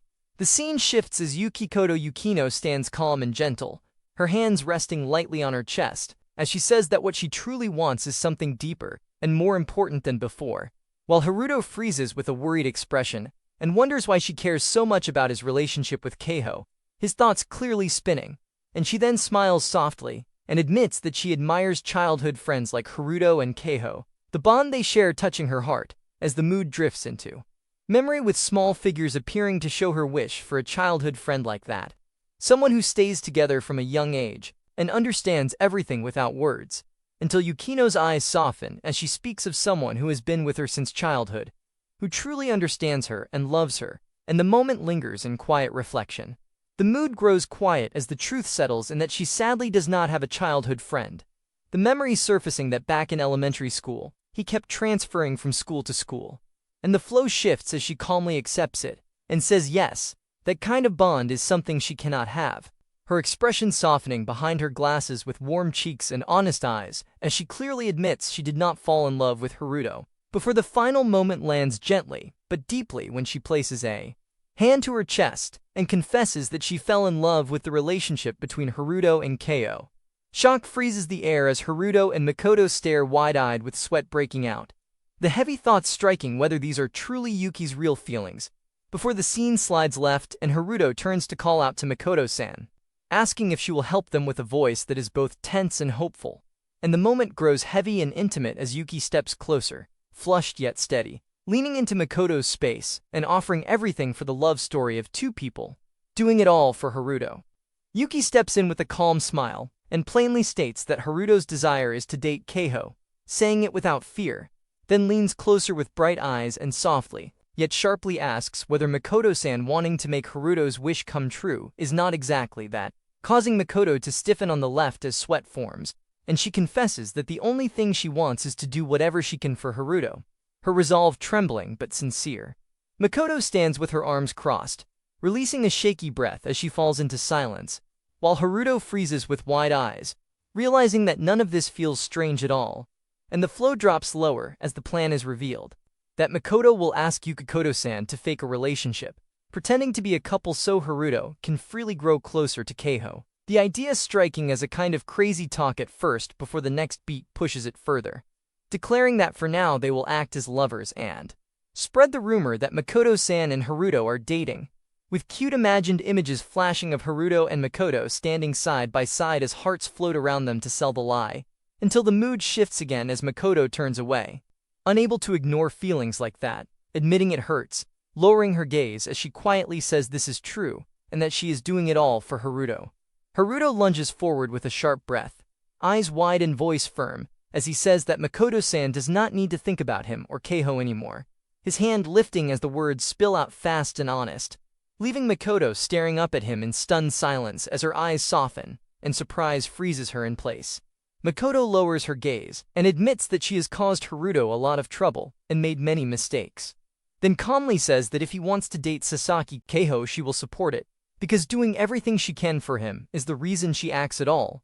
But Haruto steps in quickly with his voice raised, saying that everything is already clear and that Makoto does not need to worry about repaying anything, as he firmly takes her hands with wide, serious eyes and tells her not to think about returning favors, while Yukino watches in silence as the moment grows intense and dangerously intimate, like a quiet promise slipping past the fake arrangement and pulling real feelings into the open. Haruto leans forward with flushed cheeks and sharp eyes, saying that Makoto does not need to pretend to be his girlfriend, and that the misunderstanding can be left for time to resolve, causing Makoto to freeze with wide eyes and a caught breath as his words land close and hard, before he raises his voice again to stress that her own feelings matter more, the moment turning heavy and real as he steps closer and lets his emotions spill out, telling her to think first about what Makoto truly wants to do, not about fixing mistakes or playing roles. The words fall softly yet sink deep, carrying the hope that Makoto can choose what she truly wants, not what others expect of her. Her lips part as her breath turns unsteady, her heartbeat ringing loudly in her chest. Unwavering support slowly wraps around her like a gentle embrace. Her fists tightens as she admits that she has to do what she wants, a quiet yes settling in her chest, before the thought strikes hard, and she wonders whether Akahara will listen no matter how selfish she might sound. He answers without hesitation, of course, flashing a confident smile and a thumbs up, while the girl behind them watches in silence.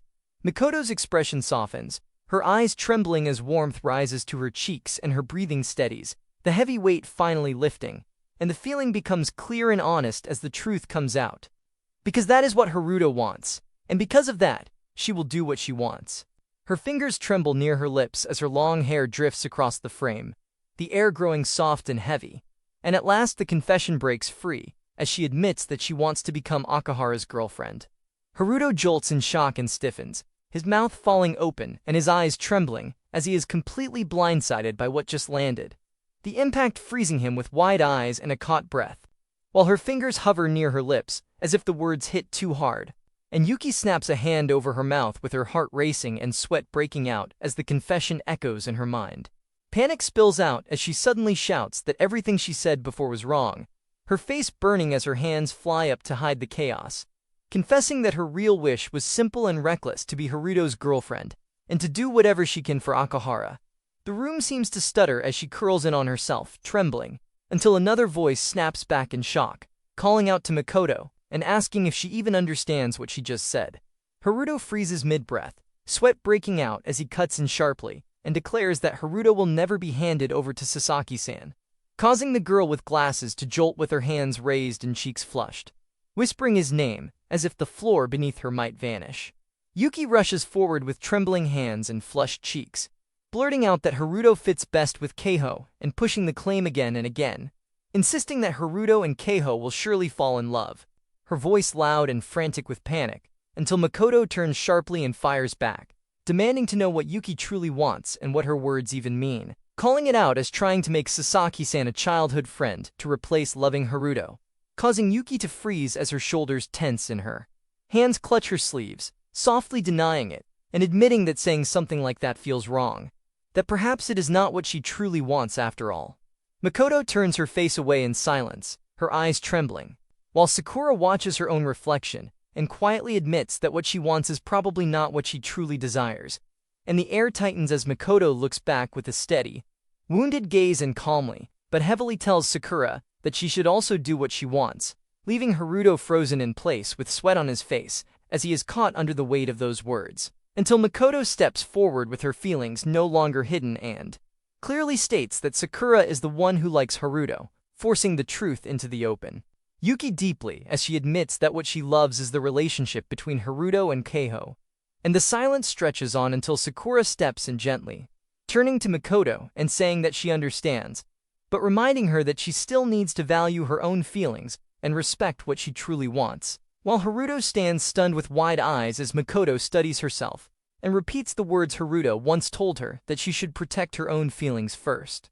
Haruto calls out and freezes as Makoto turns back with flushed cheeks and answers with a shy yes, saying she will do what he wants before suddenly telling him to hurry and start practice. The scene snapping to his wide eyes and nervous sweat as he blurts out confused questions about practice and stumbles over his words, until she steps closer with steady resolve and looks straight at him, her voice soft yet bold as she explains that the practice is pretending to be a pair of lovers, making his breath hitch and his head spark with shock.